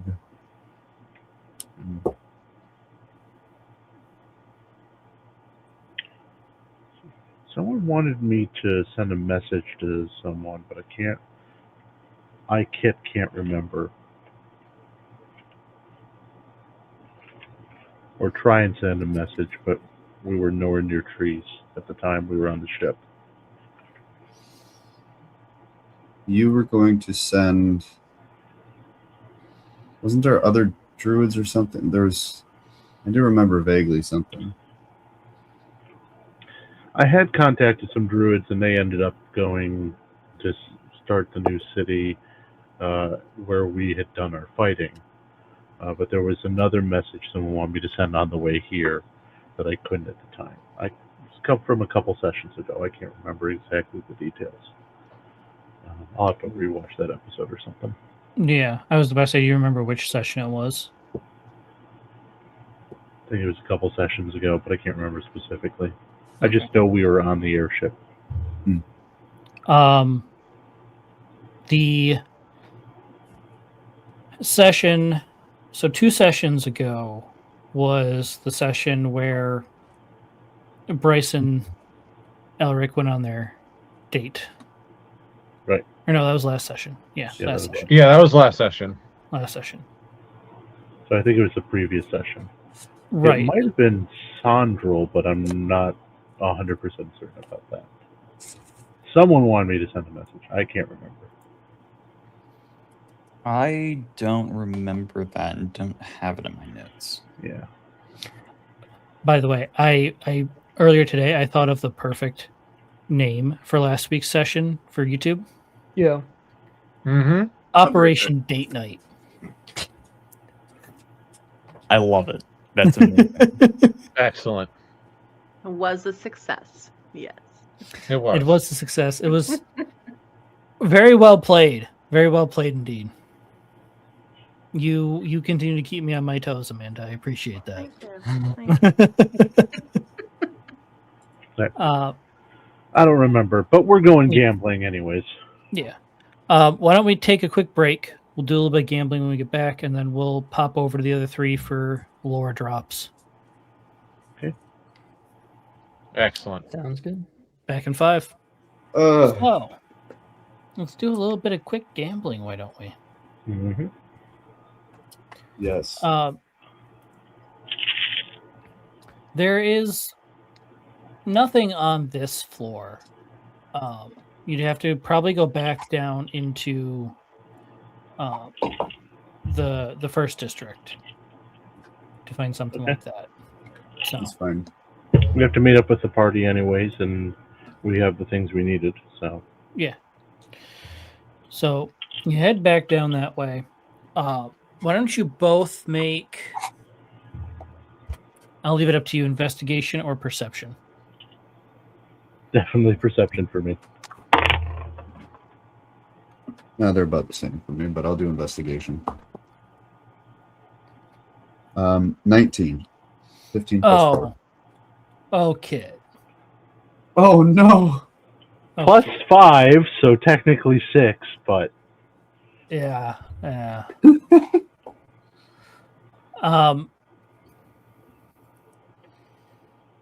You are just completely in awe of the dwarven architecture and the scale of everything. It is unbelievable. Every building is at least 50 feet tall. And then directly above that is a whole nother floor terraced inward with another 50 feet worth of buildings. And it just keeps stacking all the way up. And you have this grand archway in the center of it all. It is a sight to behold, an engineering marvel, if you will. Dervik's just going to look at Magnus looking up and then look up himself. Dervik, Magnus? I don't say this often. This place makes me feel small. You always make me feel small. You'll get used to it, friend. Oh, I'm so sorry I make you feel that way. It's just because I am.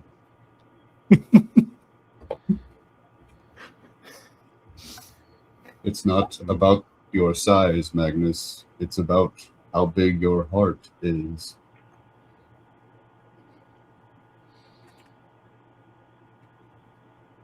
this place makes my heart feel small too. I don't like it. Oh. I don't mean any insult to it. I'm used to open plains and the natural world. This It feels takes like some getting used to. Let's just focus on winning some money, right? right. Right. Where are we? Coincidentally, as you've been walking, Dervik has been slowly guiding you through a handful of blocks to get to a little hole in the wall gambling hall.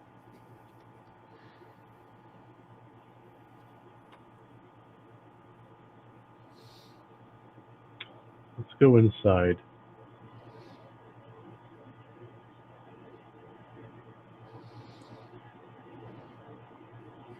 I'm feeling not claustrophobic. That's not the right word. Let's go inside. Do you need a drink? Or 5. We'll get you a drink when we sit down. Also, Magnus, I'm going to give them a fake name. Just play along. Okay. Kylo's had the break to think about a fake name, so I'm really interested to see what he's come up with. Oh, you're going to love it. Okay. You guys walk into the gambling hall. Almost immediately, there is a hostess who hands you both a drink. What do we feel like playing today, fellas? Something with dice. Something where Dice? We got dice. we can win money. It's the whole point, isn't it? Dice. Let's see. We got a couple of dice tables over here. We've got, if you ever feel like wanting to do some cards, we got a couple of cards games over here, and then way in the back, we actually have a new, real unique type of game that I think you two will be very interested in. Fairy racing. I'll stick to dice. Fairy racing? Yes. What do you mean? I mean, our expert hunters go out and catch fairies and bring them back here to race for winnings. They volunteer for this race? Sure. Can I insight check what's his answer? I would also Sure. like to. I rolled an 8. That's cocked. Let's try that again. 19. Dervik, you believe her wholeheartedly. Okay. Magnus, every word that comes out of her mouth is lies. I guess as long as they consent. I will stick with dice for now.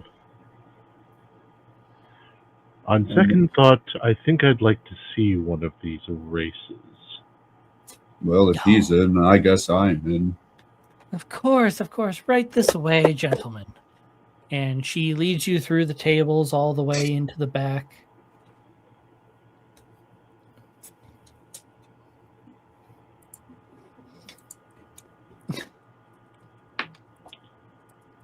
Hold on, let me just check something real quick.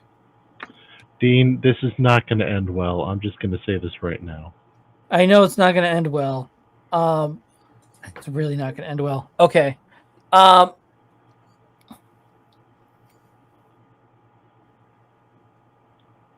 So you walk in, there is a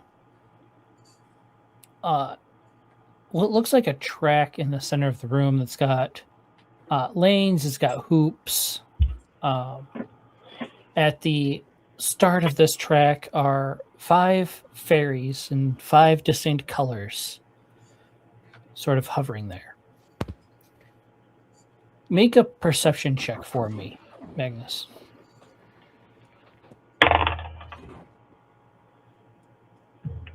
24. Oh no. Okay. Yeah, this is gonna go really south really, really quick.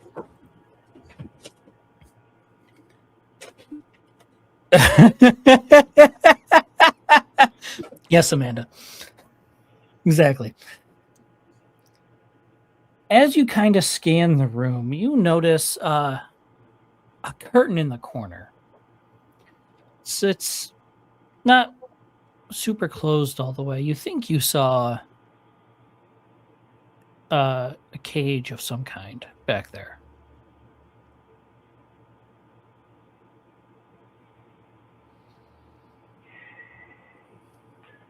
What type of security is around me? We wanted to make money. I know. Really need money. That was my intention too. From what you can tell, there look to be only about 3 guards in your immediate eye line. I'm going to kneel down as if tying my shoe next to Dervik. My friend, Hmm? we're not going to be making any money here. Why, Magnus? Is it rigged?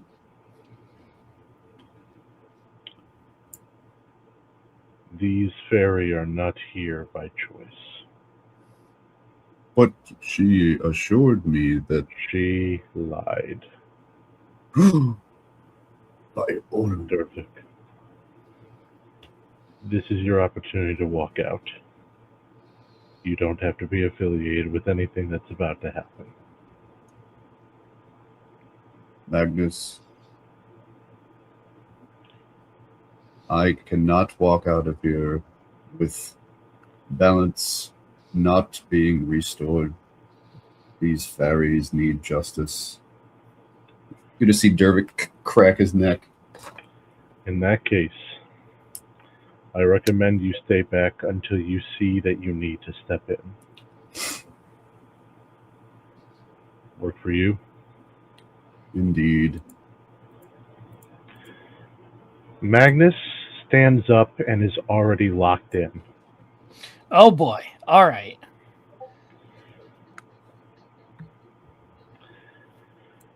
He is going to grab the hammer. Okay. He's going to try and get as close as he possibly can to those cages. And Okay. I'm going to try in one single movement, swipe them aside, and smash open the locks. Okay. Roll for me stealth to get over there without being noticed. Okay. That's 17 plus 6 for 23. Okay. You managed to get over there just fine without being noticed. Mm. And then roll for me an attack roll on the cage as you rip open the curtain. At the same moment that he strikes the cage, I want to use prestidigitation to make like a little popping sound at another on the other side of the room. Oh, there's going to be a popping sound, but it's No, I not know going to that. be from that. I know that. Because I am going to grab my axe and while it's still in its holder, turn it and flip it to thunder damage. Oh no. Okay. And I Here will we go. spin, and I will smash down my hammer on the locks. Okay. Roll an attack roll, I'm guessing. Yes. That will be 22 to hit. That does hit. And there's a loud, thunderous boom as the locks on the cage is shattered. And Magnus, you didn't quite notice it before because of the curtain, but behind that curtain was actually quite a sizable cage. 8 feet by 4 feet by 6 feet. And there were 4 dozen fairies in it. I will rip the door off its hinge, turn, and say, "Does anyone want to stop me?" The 3 guards will step up to you. And Dervik will cast web in between, or he'll cast web behind them, trapping them in front with Magnus. Oh, perfect. Okay. You're going to All see right, both Dervik you, with web will be cast.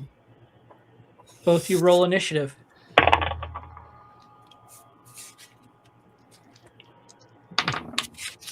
$19. Okay. 21. Okay. Dervik, you go first. Magnus, you are second, and then the 3 guards follow. Perfect. So, they're like what, 10 feet in front of me, you'd say? More like 20. It's a relatively wide room, so they're about halfway between you and Magnus, 20 feet from each. Okay. So, what I'm going to do is I will cast. This is not where this session I thought it was going to go. Neither did I. I expected to be knee deep in lore right now. Yep. That didn't happen, did it? Nope. Nope. Sorry to the rest of you. Not at all. It Dervik's happens. going to look at one of the guards. Actually, you know what? Oh, no, I can't. He'll look at one of the guards, and he's just going to slowly pull his eye patch up, and you'll see the golden eye flash as Dervik casts Tasha's Mind Whip. What? Oh. And I need you to make an intelligence saving throw, my friend. For all 3 of them? No, just for one. Just for one of them? Okay. I can't cast it at that high of a level yet. Which one? Let's go with the one on the left. Okay.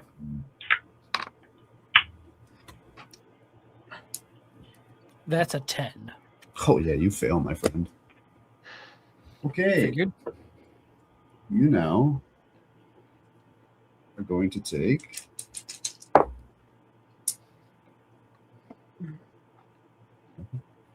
you're going to take 15 points of psychic damage. Ouch. Okay. And you cannot take a reaction. And Okay. on your next turn, you must choose whether you get to move, make an action, or a bonus action. You can only choose one. Okay.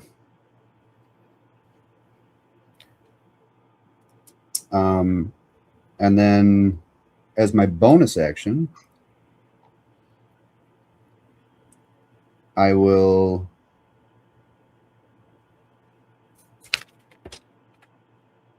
quicken spell my crossbow,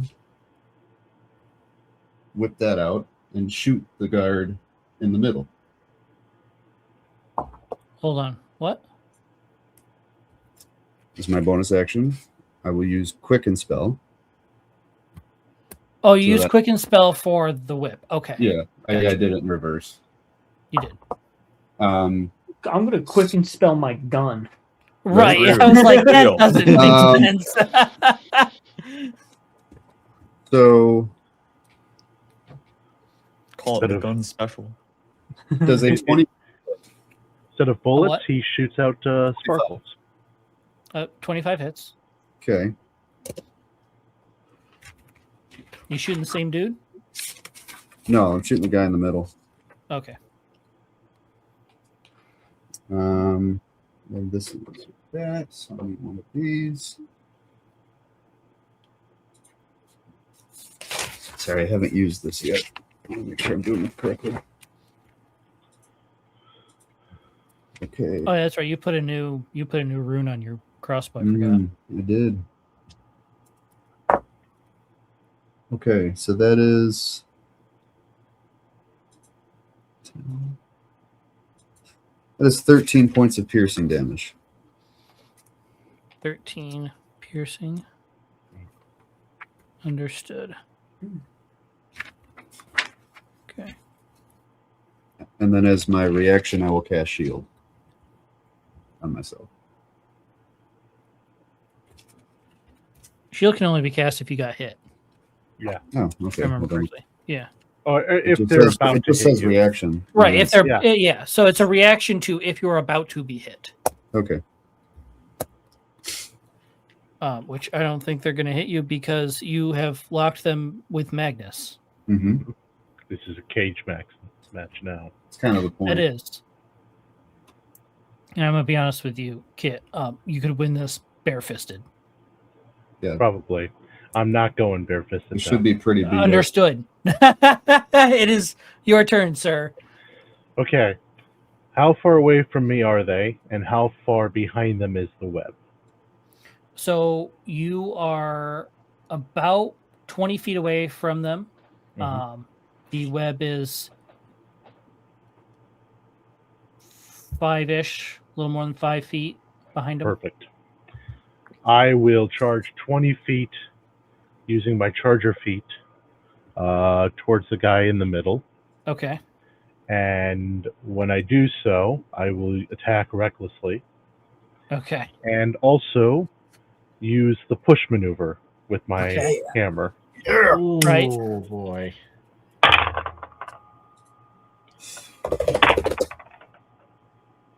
Boy. This guy's about to have a very bad day because I was a natural 20. Oh, Okay. he's dead. So that is 12 plus 8 is 20 plus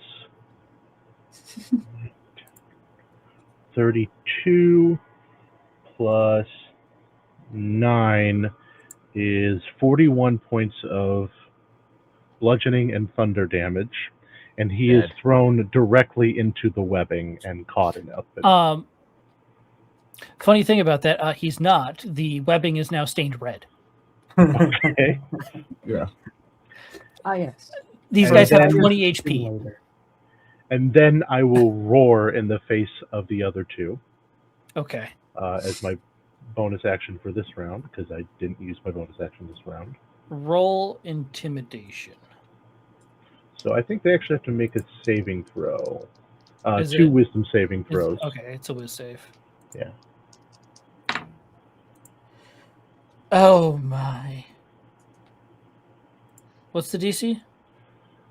So it's 8 plus 2 is 10 plus 5, so 15. Okay, neither of them pass. So they're both frightened of me. They can't move any closer, and they have Yeah. disadvantage on their attacks. Yeah. Which So they're cancels not out gonna the be farther. closer. That cancels out their advantage from my reckless attack, so they have straight rolls now. True. Good golly. Okay. And that is my turn. All right. One of them is going to be brave and or dumb, and he's going to approach, and that is an 18 to hit. Misses. Okay. He's going to make one more attack. 22. Hits. Okay. And he is swinging a sword at you. hmm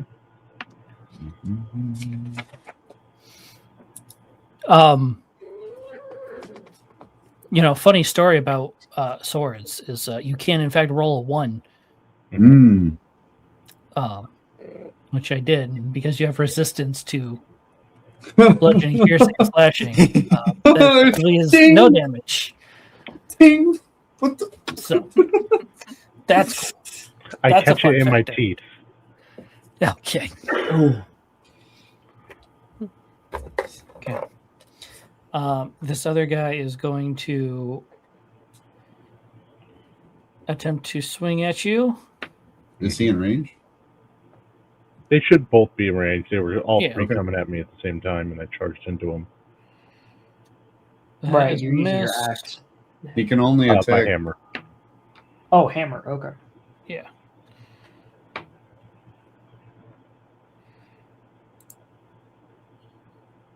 I'm assuming a 19 does not hit. Nope. Yeah, figured. Okay. So he misses both his attacks. It just misses. Yeah, I figured as much. All right. Dervik, I believe it's your turn. You don't need to do anything, by the way. No, I've fully realized I don't need to do anything. Dervik doesn't like the idea of fairies being caged up against their will either. That is what we can all agree and bond on, is that fairies should not be bound in cages. No. So I have an Um, idea for my next turn. Fight for their trickery. I think Dervik, Dervik's going to look at the one on the left who's just probably getting out of the mind whip. And you're going to see the eye flash again as he says, "Bravo," and I cast command. Is that a whiz save? I think that's a whiz save. It's a whiz save. Okay. Might as well burn spell slots. All right. Huh. That's fun. 0. Oh. All right. 0. Zero, huh? Ooh. Ooh, that. Ouch. Yep. Roll the 1, -1. Perfect. And because of my feat, that doesn't consume a spell slot for me. So that's just a free Oh. spell. Gotcha. So that's what you took. Mm-hmm. And Dervik's just going to smile. And I'll end my turn. I'm learning a lot of things about Dervik tonight.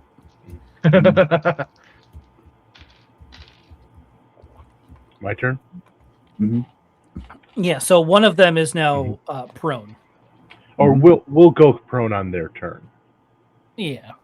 I still have the cage door in my other hand. You just slap him with the cage door. I see. WWE style. Oh, That's I'm not going to cage, do more than it's that. cage. I'm going to spin it in my hand and use it like this, catching both of them if I can, grab the other end and wrap it around them both. Using my strength. So then they would both fall prone? Make a strength check for me. Thank you. I have advantage on that. That's like Yeah, the here one goes thing another with natural barbarians. 20. Yeah. I thought he was gonna slice them both in half. It's not a natural 20, but it is a natural 19. Jeepers. Which, is it just strength or is that athletics? Probably be Just strength with the proficiency, Okay. right? That would not include proficiency if it's not athletics. So that'll be 24. They both fail to break out of this maneuver, and are bound by the cage door. As I push the pieces of the cage, ends of the cage door together, I pull them close and I say, "How do you like the feeling of this?"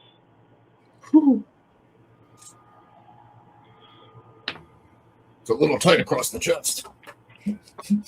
One of them is surprisingly unfazed by you, Magnus. The other one looks like he's about to die of a heart attack. and I will just gently push it over Into the web. and turn to the person who would let us in.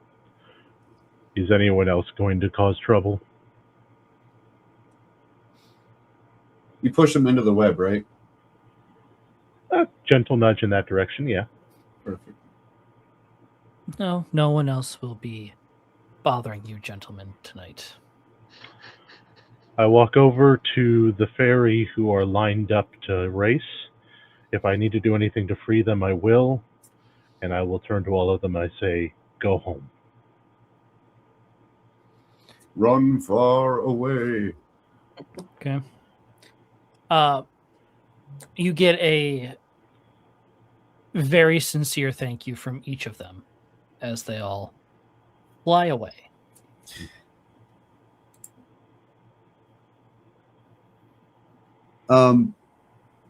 Since it's now my turn, since they can't do anything, because I'm not done. Oh, And they have fallen into the web. Dervik's going to look at Magnus. You might want to come to this side of the web. Wait for Magnus to hop over. I will hop over just to see what Dervik's about to do. okay. Dervik's going to look at them. You disgust me, and balance will be restored. And I will cast Firebolt on the web.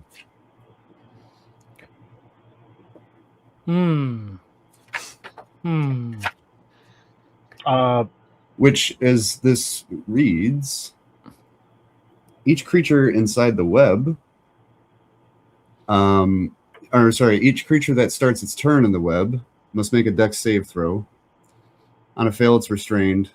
And if they can't break free, they will be burned by the firebolt. What? So basically what I set up is I have web. Yeah. So I what can- you're doing is burning the web, though. The webs are flammable. Yeah, so they would lose their stickiness. Correct. But they have the cage wrapped around them. They are falling into the web. They ain't Two going of them anywhere. do. The other one's dead. There's only two left. How? The webs are flammable. Any 5-foot cube of web exposed to fire burns away, I- dealing 2d4 fire to any creature that starts its turn in the web.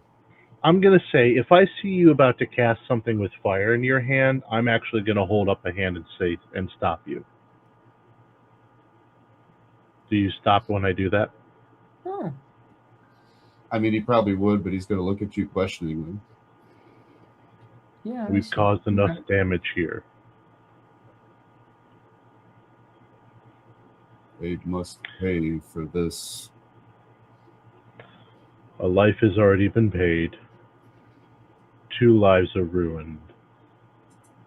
And they are losing a lot of money because of this. I think balance has been restored for the moment. We didn't come here to burn the house down. Maybe a little too harsh.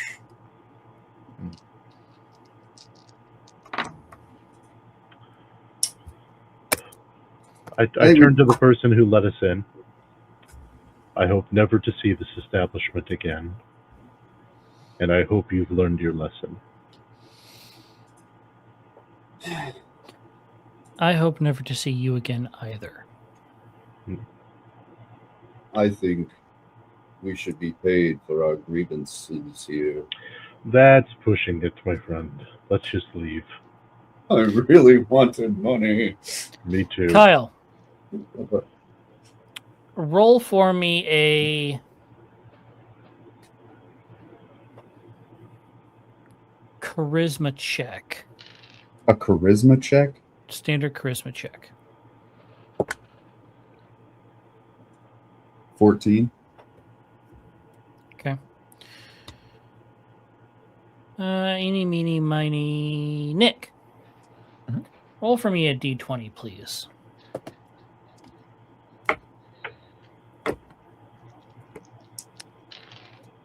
That's a natural 1. Aye. Something's better than nothing, I guess. The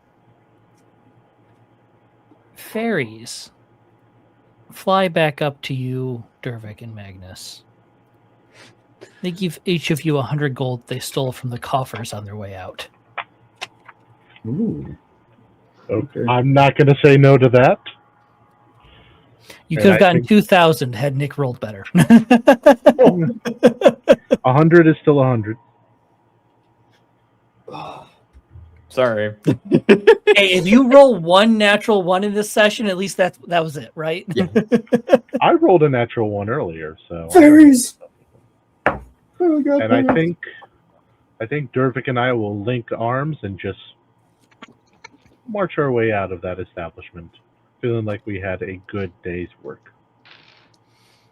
Yeah. That was an adventure, for sure. Mm-hmm. That is not what I was intending to do. Yeah. No. I was intending to win more than that, but I'll take it. I'll take it. It's better than nothing. Mhm. It is. It is. Hey, that's a spell inscription right there with that amount of money. That it is. And we can always try and find another gambling establishment. I think for now, let's move on to the other. Really consider robbery. That it might not be such a bad idea in the hindsight. Just plain robbery might be better than what you just did. I mean, we Agreed. stopped an illegal, like, The thing is, fighting ring, though. we don't actually know if it was illegal here. Yeah, That's true. But it was definitely immoral. yes, Sure. that part is true. Mhm. The And legal that part is is questionable. all Magnus cared about. I mean, Michael Vick probably felt like he was doing something legal, too. Who?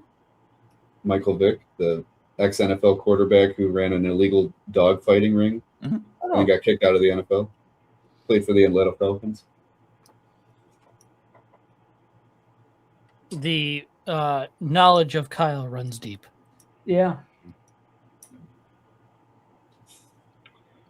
So let's move on to the other three who are out hunting for a library. Having fun isn't hard when you have a library card. Real.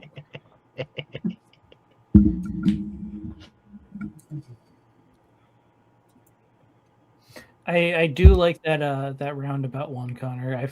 I have considered that on a few occasions. Classic. I love just watching that GIF. It's anyone watching. It's the roundabout. The car just goes straight through and ramps over. It's beautiful. So every year during their Christmas tree lighting ceremony, there is a giant Christmas tree that the city puts up in the roundabout, right where like Main Street intersects with East and West. And every year I'm like, I could really just go through that tree.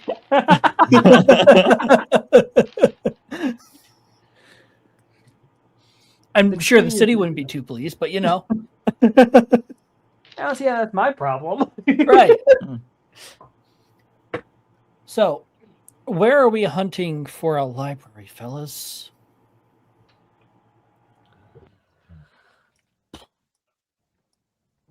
Good question. Is- Based on my travels, would I know where a good library is here? So, you have a few options. The guild hall for the guild you guys are a member of would have a library. Mm, The district that you're in is relatively open to the public. And if you could locate what would widely be considered the main library in this district, that would likely have a lot of information, seeing as so many people come through here. there you go. If you want some real potential deep cut knowledge, you can always talk with, I think it's in District 4. I think it's in District 4, where each major family has an estate, and each estate may also contain a decent library. So if you want to try and get an in with one of the dwarven houses, cut a deal. We're Personal, gonna hold off on that one. yeah. For now. Personal opinion is I don't think we want to go poking the bear on that one right now. Yeah. We just entered the city. As soon as we found House Gearhart, though, robbery's on the table.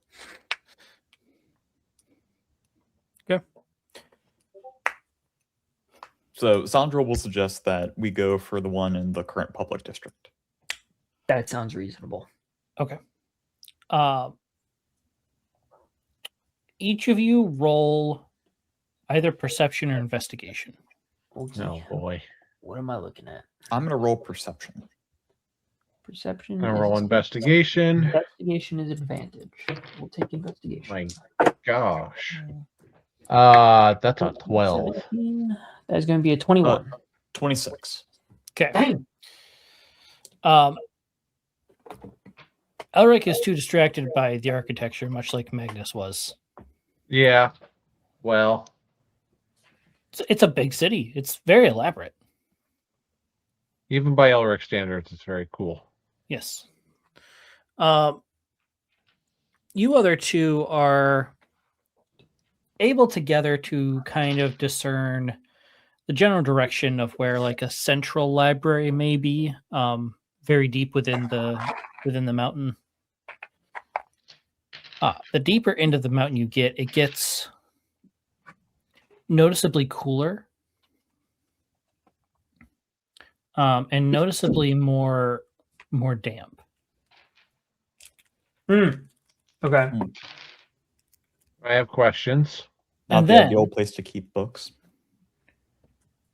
Seemingly suddenly, gets real warm and real dry all of a sudden. I have more questions. Make a perception check, each of you. Yep. Oh gosh. Mhm. All right, I'm not using that D20. We're gonna use that one. 25. Okay, I 27 now. feel justified. That was a 19. Okay. Wow, you all pass. Yeah. Shocking. Lucas, that might be the highest you've ever rolled. No, I've got a natural 20, but pretty darn close. You are all able to discern that there are heated vents throughout this region that seem to come from not just below, but above as well. And as you continue on, you find the library. This library stands in the center of what would be considered a main road, I guess. With your big vaulted ceiling above it. And this building in and of itself stands 250 feet tall.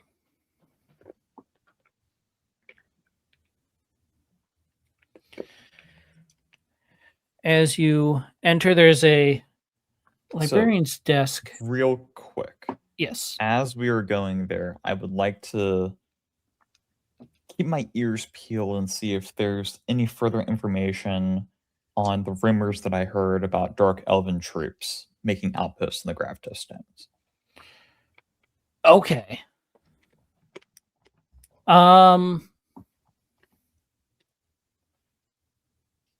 Roll a perception check for me. Okay. All right. 26. 26. No more. You hear some people talking about it, but no more details than what you already have. The buzz of the town right now is the fact that Karagdum has been rediscovered. Mhm. That's kind of what's keeping the attention of the populace at the moment.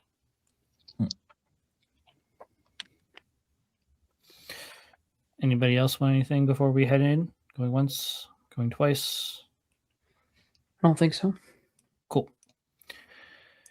As you step into the library, there is a for how grandiose the entrance was, there's a small librarian's desk at the entrance. What can I help you gentlemen with today? Hello, I'm here doing some research on the different dwarven houses, the 12 major houses. Are there any records of them here? There are.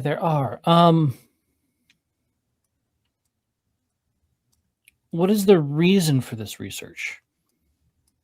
I'm a traveler and I'm looking for understanding the locality more. Okay. That area does come restricted. Do you have any identification that might get you past that particular barrier? Does this help? And I'll pull out my guild card. That would do it. Sure thing. One moment, please. And you see her push a button on the desk as out of a door to your left comes a little blue kobold.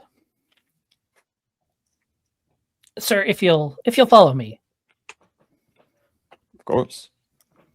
He's going to lead you back through the door he came and up the stairs to a section on the gravitos stones. And then as you climb the staircase, it becomes a section called the World Spine.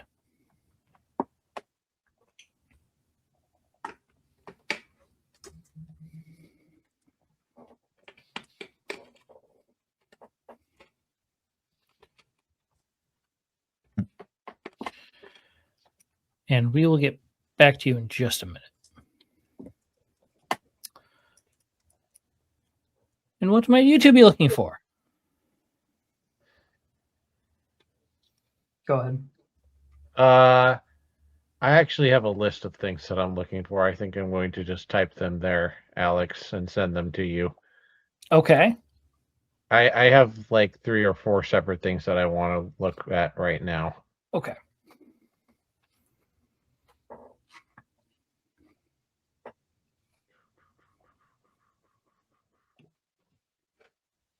I cannot wait to see what types of shenanigans you want to uncover.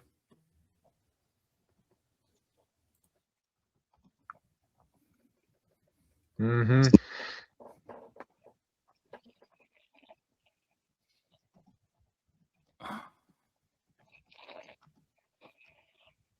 My legs are real stiff today. Been doing a lot of walking this week. That's one. All right, what's next?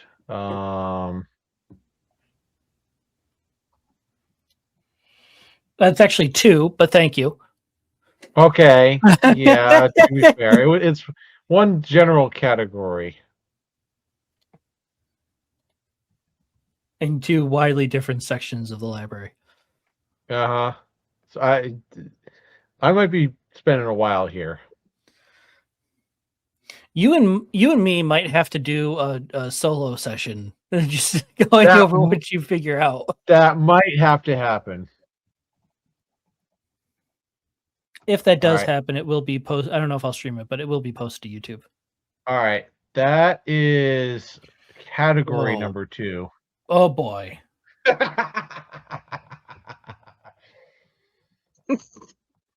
Okay. Also, learn how to spell my god's names.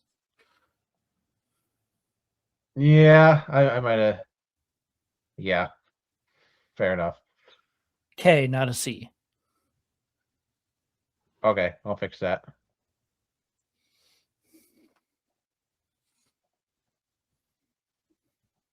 There we go.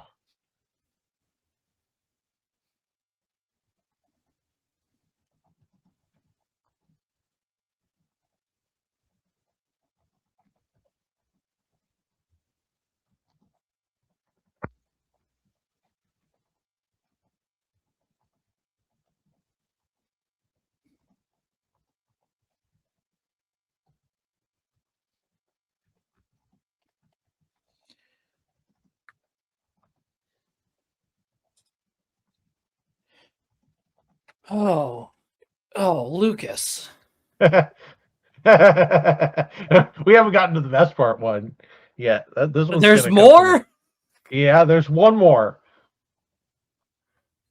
Okay. For those watching, I'm gonna read them off real quick.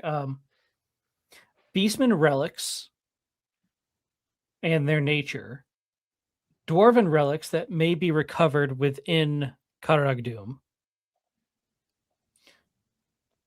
Vorax Pax and his conflict with Thandor over the millennia,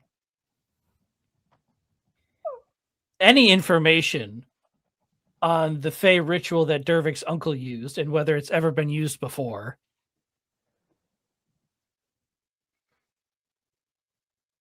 Information on ascension rituals? Okay. What? Huh. No. All right. All right. That's a lot to unpack. It is. Here's hoping you can get access to that information. Yeah. Yeah, that's fair. The relic one might be a bit more higher level or not in the library. we're Yeah. currently at. So honestly, I'm looking at this list right now. That might be the most attainable in this library. Oh, that doesn't help with one of the ones I was going to ask about, but okay. Yeah. Well, the librarian's going to kind of look at you. It's quite the extensive list. You wouldn't happen to have any credentials on you, would you? By chance? I'm gonna pull out. Actually, I'm gonna pull both out. I'm gonna pull out both my credentials for the guild and my credentials from the college in whatever, I forget what city. Duff. Thank you, from Duff. You pull those out to show them to the librarian, and his eyes sparkle. It has been so long since we've had a proper human scholar here. One moment. And he pushes another button on his desk. As just a few minutes later, out of a door to your right, you see come a dwarf wearing some very ornate scholarly attire. Cool. I hear that we have an interesting person amongst us. As the librarian kind of gestures to you. That would apparently be me. It's been so long since I've talked with a human scholar. Come, we have much to discuss. Lead on. And he's going to take you off in that direction. Let's move to Kalthar real quick. What does Kalthar want to research? Yeah. So I am first one I want to look into is Dwarven city maps. Okay. One just for this city to get an idea so he has a direct image in mind of what's in this city. Just kind of a more detailed city map. Also a map of like Dwarven cities, whether they're to any varying degree of old, because there's the one to the southeast that I heard the rumor of. City southeast where populations disappeared several hundred years ago, and people have been trying to learn about it, but none have returned. I'm looking another one into that. And I also want to look into any information they have on Fey curse stuff, which similar to what he mentioned, but right. Okay. I'm glad that you asked for 3 maps that I don't have made. That makes me really happy. I don't need physical maps. Okay. Just descriptions work. Okay.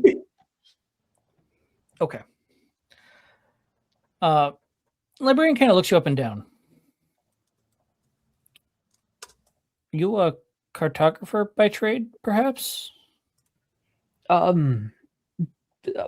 not an incredibly skilled one. I'll pull out my map I've been working on for the new section of forest and show it to them, her, it, him, him. This is different than what I have in my records. A recent adventure I went on with a few companions, two of which were here and just walked away, led us to the desert, and we expanded the forest there, and there seems to be talk of a new druidic city being founded there. Quite interesting. May I? Of course. And he's going to set the map down on his desk. He's going to pull out another sheet of parchment, and in a rather quick fashion, he sketches out the map almost identical to how you have it on his own little piece of parchment. He makes a note of potential updates being needed when contact is made with the new druidic city. And your name is? Calthar Viridis. And he will sign it in the lower right corner, courtesy of Calthar Viridis. And roll it up. He'll hand the original back to you. Well, seeing as you've now added to my records, I think identification is all but a formality at this point. I will show the Lionhead one. He's going to push another button on his desk. And coming from one of the doors almost directly behind this librarian's desk comes a Goliath. I hear you need a few maps, sir. Indeed. Come this way. And he's going to gesture towards the door. We'll follow along. Okay. Each of you, as you're walking through the hallways, if you glance towards the center of the library, you find it is massive beyond comparison. This library stretches for maybe half a mile deep and a quarter mile wide. It stands 250 feet tall, 10 feet per floor. There is large sections where there are study rooms and a few research labs of varying degrees. And in the center of it stands a giant wooden pillar. On each floor at that wooden pillar is the word information. And from all stretches of the library, there are pathways leading to this central information column. As patrons come and go, it appears to be rather busy. Almost looks like a city within a city. As people are walking around, studying and reading and all that. Many of whom are being assisted by attendants, the likes of which are guiding you guys through the library at the moment. So, let's go ahead. Let's start with Sandro and what he wants to look into. This is where the spicy parts come in. Yeah. I would like a general overview for all the 12 major houses. Okay. However, when Sandro finds books about House of Gearhart, he's really going to focus on Rurik and try and get as much information about him as possible. Okay. So then here's my next question. You're going houses modernly or throughout history? Modern houses. Modernly, okay. So I'm going to give you the 12 major dwarven houses, which I think this is the first time I'm listing them all out for you guys. And as I go, I'll list which, because each house has a specialty. So I'll kind of list their specialty too as we're going. So House Stoneborn is widely considered to be the quote unquote head house of the dwarves by many.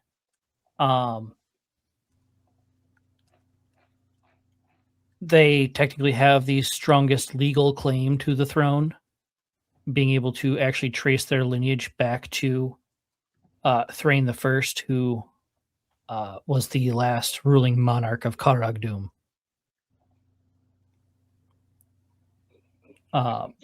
However, at the moment, they seem more like mediators than actual rulers, just trying to keep the houses in check with each other more than anything.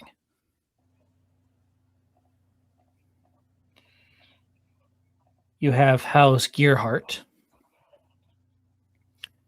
which are tinkerers and inventors, mostly. There are a few sorcerers within the house, but they're few and far between. And they are almost like the research branch for House Stoneborn. They've worked very closely with them over the years.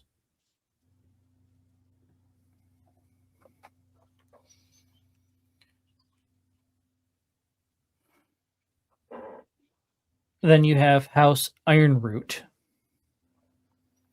House Ironroot is the closest thing the dwarves right now have to a standing army.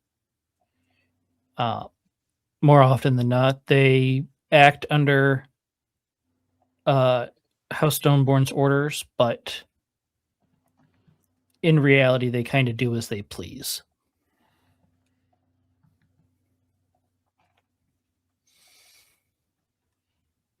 They claim to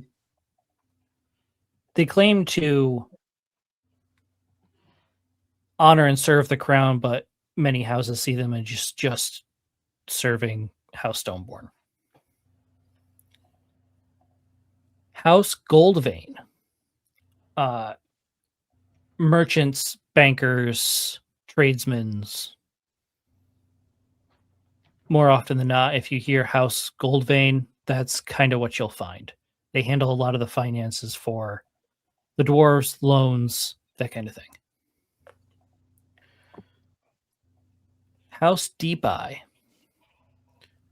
Our scouts, Deep Eye, are scouts, cartographers, and spies. They back before the Great Sundering, they were the ones that would travel to the deepest caves and to the Underdark before any other dwarf would.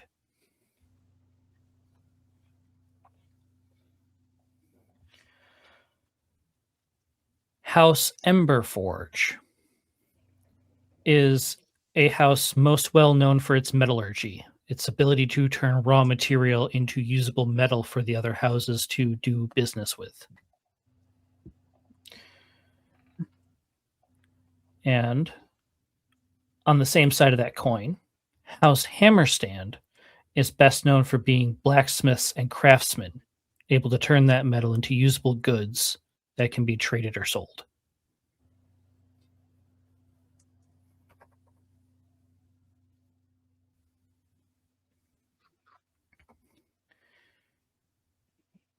House Roher, Roher.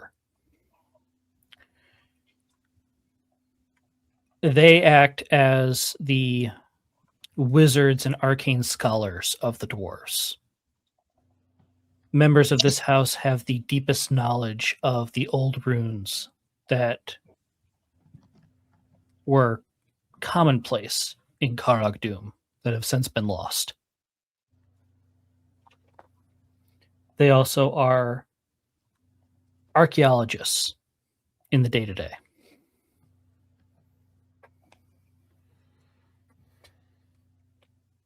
House Silverheart.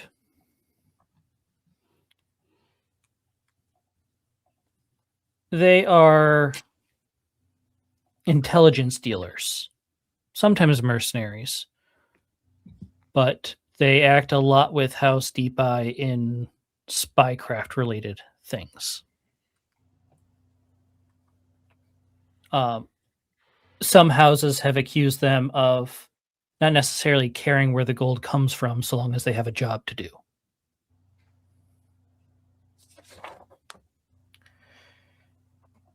House Frostmantle. These are the dwarves who are quite strange. They don't like to live in mountains. They prefer to live in the plains, the forests, the high peaks. And as such, House Frostmantle maintains the vast network of outposts that surround the Gravito Stones.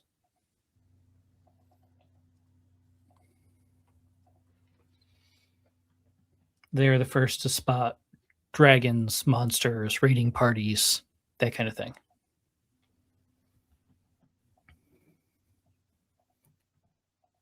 Interesting.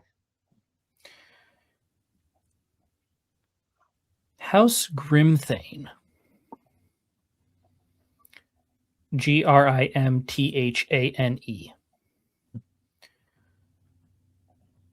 Some would call them a jack of all trades. They kind of do a little bit of everything. However, those inside the house would claim they are some of the best classically trained in the arcane amongst the dwarves.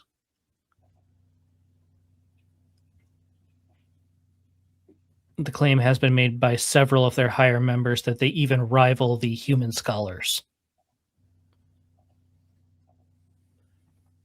We'll see about that. We'll see indeed. And the final house, House Blackgear. They also started similar to House Gearhart as inventors and smiths. However, in recent years, they have taken a liking to some of the darker sides of magic, such as necromancy. And many dwarves do not like that they are picking up on that.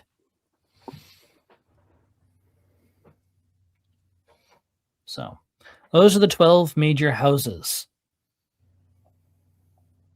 Do we feel like we know the dwarves a little bit better? Yep. Yeah. Oh yeah.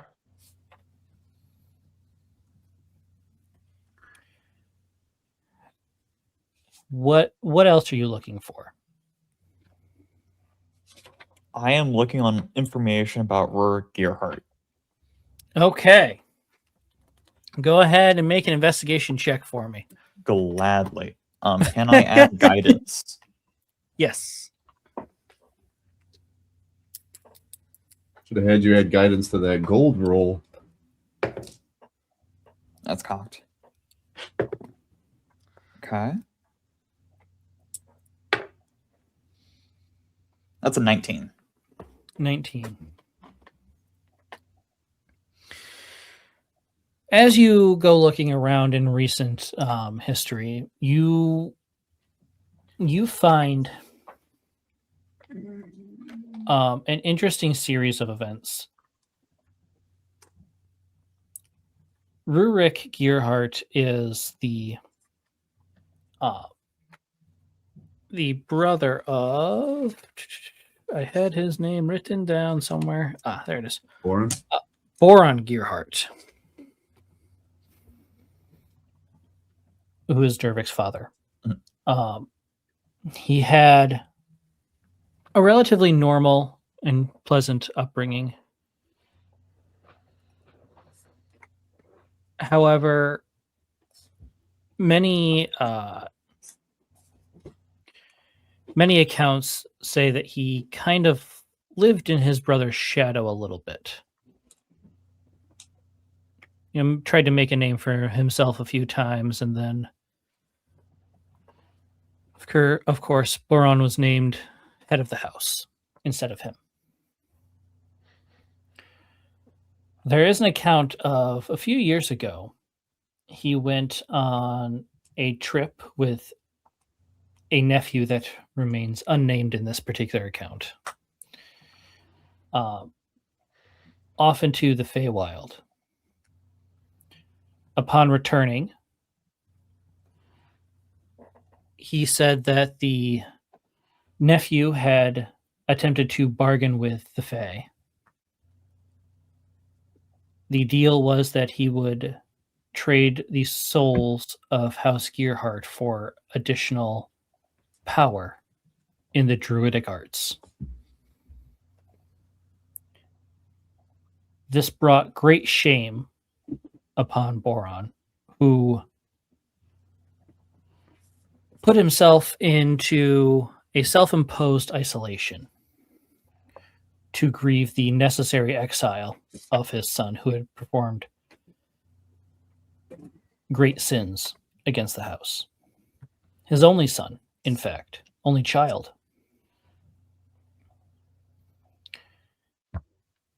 And in his time of grief, Rurik decided he would take up the temporary mantle of head of the house while his grieving brother recovered.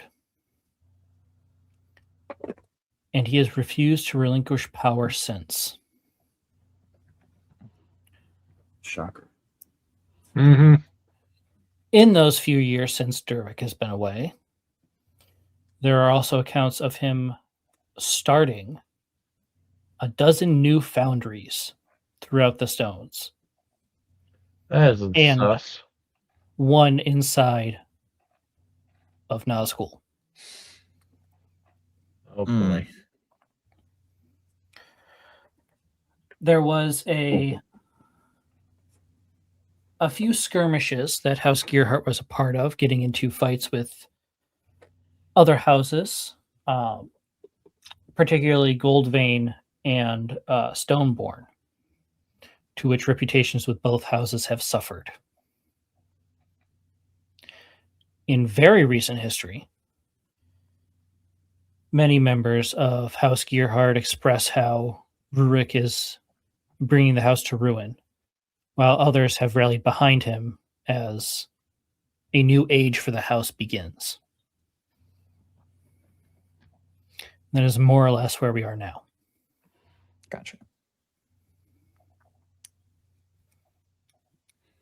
Just out of curiosity, Mhm. the rune system in this world requires 13 circles, right? Yes, 13 points on the circle, yes. And You said- Rurik has made 12 new foundries at the moment? Actually 13, 12 in the stones and one inside of Nosghoul. Yes. Yeah. All right. Good to know. Great. Yeah. Thank you. Someone picked up on that far quicker than I expected them to. Yeah. We knew about the 12. I didn't realize there was a 13th being built here. Yeah. Yeah. We may have to pay a visit there sooner rather than later. Where do And we by find visit, I gunpowder? mean Sandra's going to blow it up.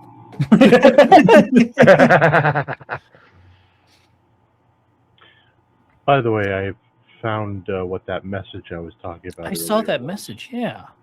So it wasn't Sandro, it was Kalthar, and he was wanting me to send a message to Ratatoskr to see what he knew about the connection between the World Tree and Origin's home. I believe that it was. Correct. Or Yes. connection with the desert. Oh. And he had actually written an actual note that I'd kept, and I was gonna, if I can find a tree, I will send that message now. Okay. I know I wrote that somewhere, but yeah. Okay. I also like Kyle's little comment in the private chat too. That feels very fitting.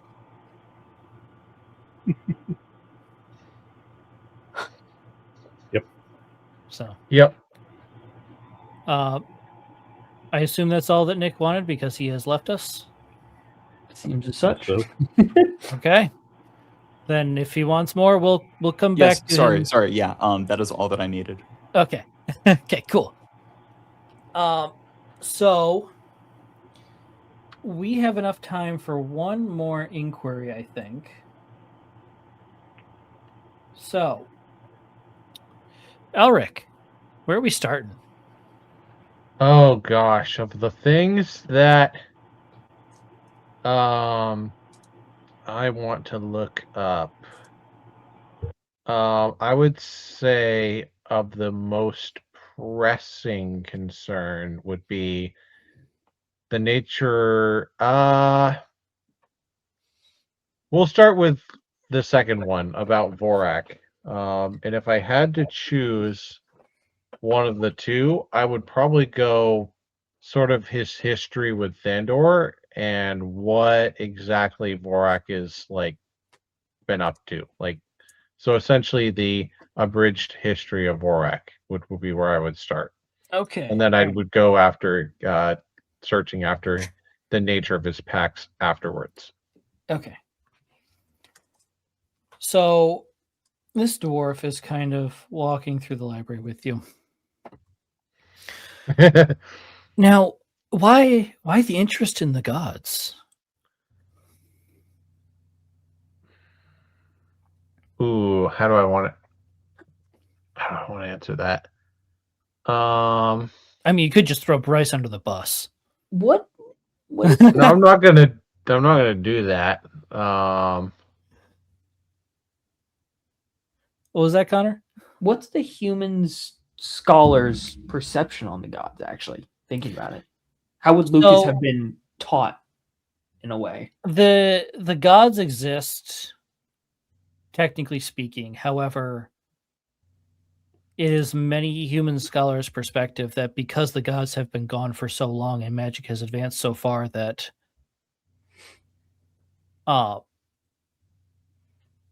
human magical technology is getting to the point where it can begin to rival some of the gods' powers, at least the minor gods' powers, within the next 1 to 200 years.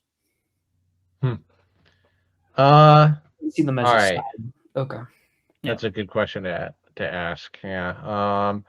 With that in mind, I will say I have seen evidence that my previous assumptions about the gods' involvement within the realms is incorrect. And because of that, I would like to learn more about them in case my new theory proves much more accurate. Oh, and what might that theory be?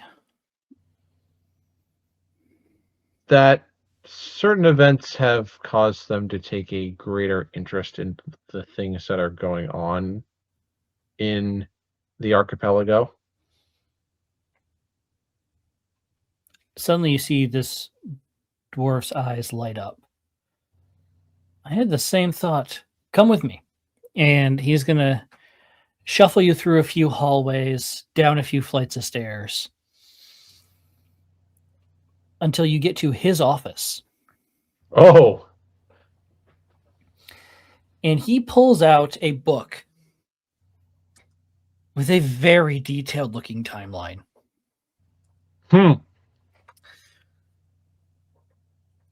Now, you see, it all started here. And he points to a point on the timeline, 709 BF, which was Okay. the end of the War of Light and Shadow. This is when the gods stopped being active. And as we move down the timeline, you'll note that miracles from the gods lessened as power from the mortals increased, specifically through the Adluinian Empire. Mm-hmm. And then we get to this point where they began to fall, and a lot of interesting events take place in that year. Which is? It is in that year that suddenly an empire that contained almost every race imaginable was suddenly split into multiple nations where suddenly the other races don't like to interact. That feels a little strange. Unless it was done intentionally. Unless it was done intentionally. It was also the year that the desert to the northeast began to form and grow, which I always thought was quite peculiar. But then the real kicker of it, that was the exact same year that King Thrain I died, and the dwarves totally lost control over Karagdum.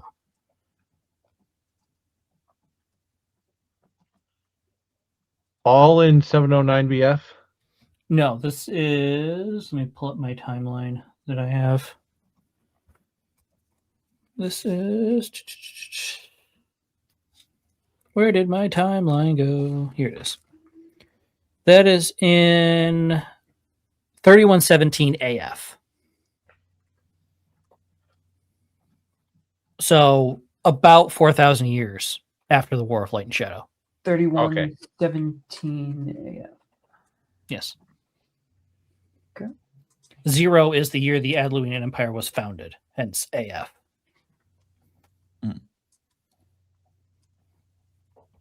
Interesting. So it is from this point the gods become increasingly less active, seeming to let the mortals fight for themselves. We get almost 5,100 years of this sort of back and forth. And then come the events of the Great Sundering. And suddenly the gods take an interest again? It feels very strange.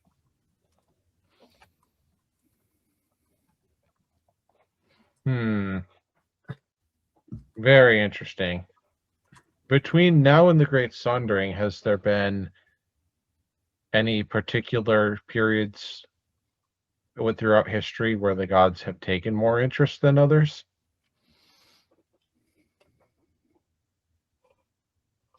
Some Arlanian priests claim to have heard him weep during the Year of Ash, about 100 years ago.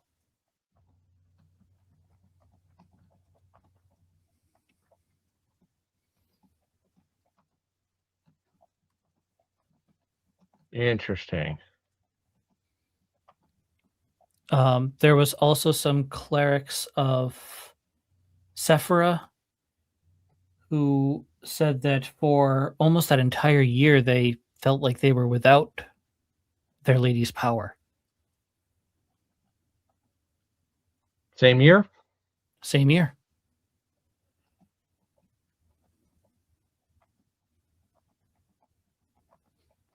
Also notably, the Ember Maw and the Bloodforged Legion, that was their greatest year. Destruction and slaughter all over the lands. Ember, Maw, and Blood Force. Legion. Bloodforged. Forged, thank you. Legion had a strong year that. Interesting. Also, coincidentally, that was the year the Aarakocra went extinct. A lot of coincidences.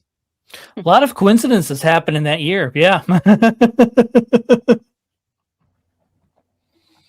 Very interesting. I'm hoping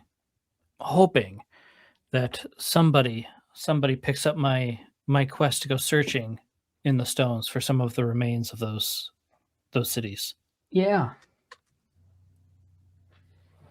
Interesting. Aarakocra were in the Gravitos Stones? Yes, so many species inhabited the Gravitos stones, including Aarakocra, Goliath, Kobold, some goblins, Dragonborn, a few lizard folk. And many of those races had founded packs of stone with major dwarven houses. Okay. Also Genasi. Yes, and the various Genasi. That is correct. And probably dark elves as well. Are there? Occasionally.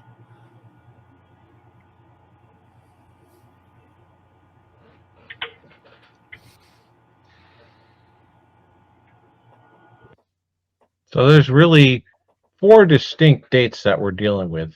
The end of the War of Light and Shadow in 709 BF. Yep. 3117 AF. The Great Sundering, and the Year of Ash. So I will give you the dates too. So the Great Sundering was 8159 AF. And the Year of Ash was 8579 AF. The year is currently 8679 AF. The year of Sunring was what? 8579 AF. 81, Wait, 75. So No, Great Sundering 85. was 8159. 8579. The Sundering was 8159. Year Yep. of Ash was 8579. Cool. That's exactly what I have. Yes. Got it. And the current year is 8619. 8679. Perfect. All right. There are 10,000 years of history I have on my calendar. So, Good golly. My condolences. Okay. 579. Okay. And in all that time, what has Vorak been doing? what hasn't he been doing as a conquest god? Endless wars. It seems about every, I don't know, 13 years or so, a minor war breaks out where his cultists lay waste to a land. Every now and then, it's a pretty big one too. Hold on. Vorax, cultists, lay waste to a land. How long has it been since the last one of those?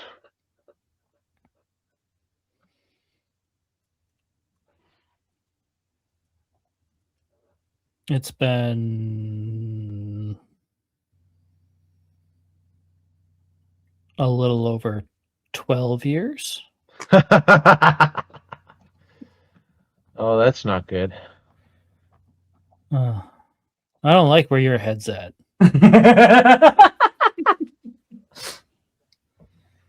Are you saying that as the librarian or as dean? Yes.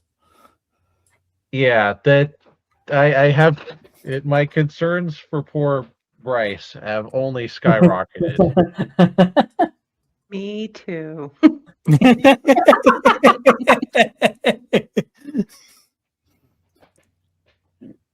Amanda's like, oh no, I may not be as carefree as I once thought I was. Oh, buddy. No catalyst for war.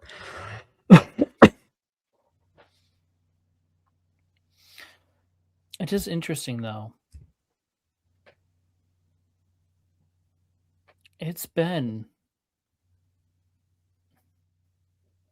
at least 2,500 years since the gods have proclaimed champions.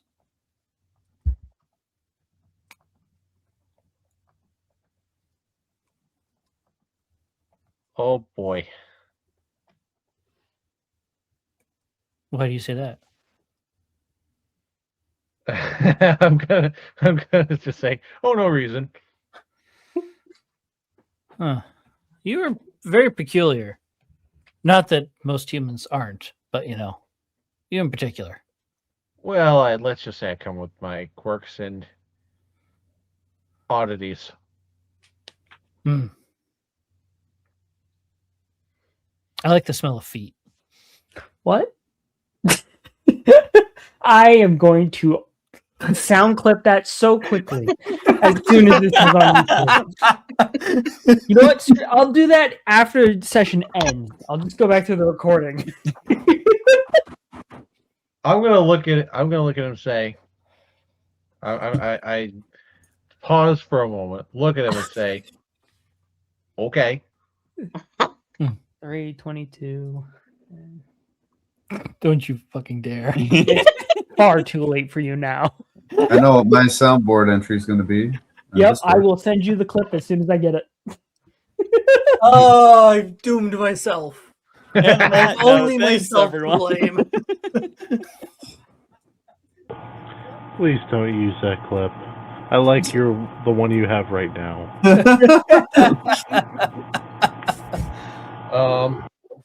I'm gonna ask him. So, out of curiosity, how often does Borak go around making pacts with mortals for his own devious purposes? All the time? Isn't that the definition of a warlock? Okay, fair enough. Is there typically a pattern with these packs as far as how Borak uses them, or does it vary depending on his, we'll say, moods? No, rumor states that he feeds off of the blood of mortals, so the more people his cultists kill, the stronger supposedly he becomes. Although no one has been able to prove that since the gods have been away for nearly 10,000 years at this point.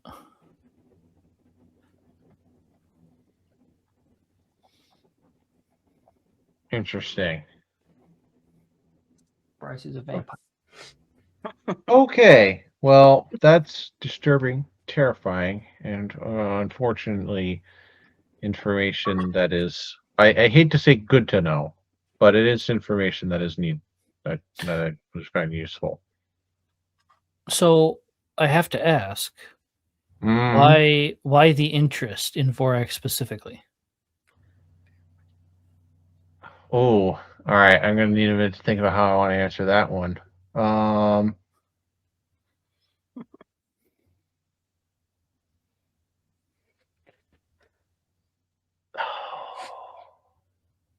How upfront do I want to be with this guy, not knowing who he is? Can I make an insight check on him to see where his curiosity is coming from? You can. Yeah, I think I'm going to do that. It could just be scholarly curiosity, or there could be something else behind it. I pray that you roll low. Sorry, what? I rolled an 18. Damn. Okay. Okay. I was really hoping for like a 4 or something, you know? No. He's asking for nefarious reasons. Yes, very nefarious. I am a nefarious man. No, you just like the smell of feet.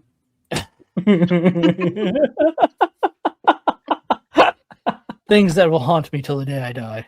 Correct. Mhm. Listen, you didn't have to go to that far. No, I didn't, but I did, and now I live with it.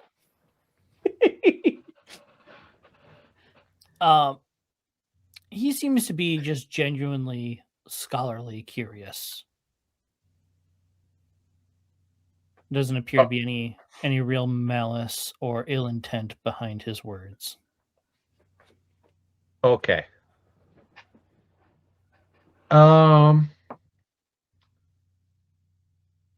Let's just say that I've had a few encounters with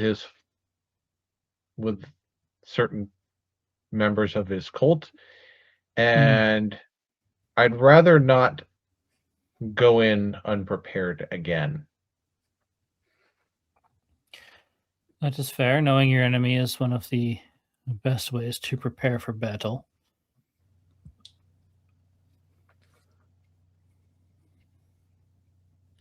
Oh, I need to ask. It's quite interesting. There are some other ways that we could find out some more information. What do you suggest?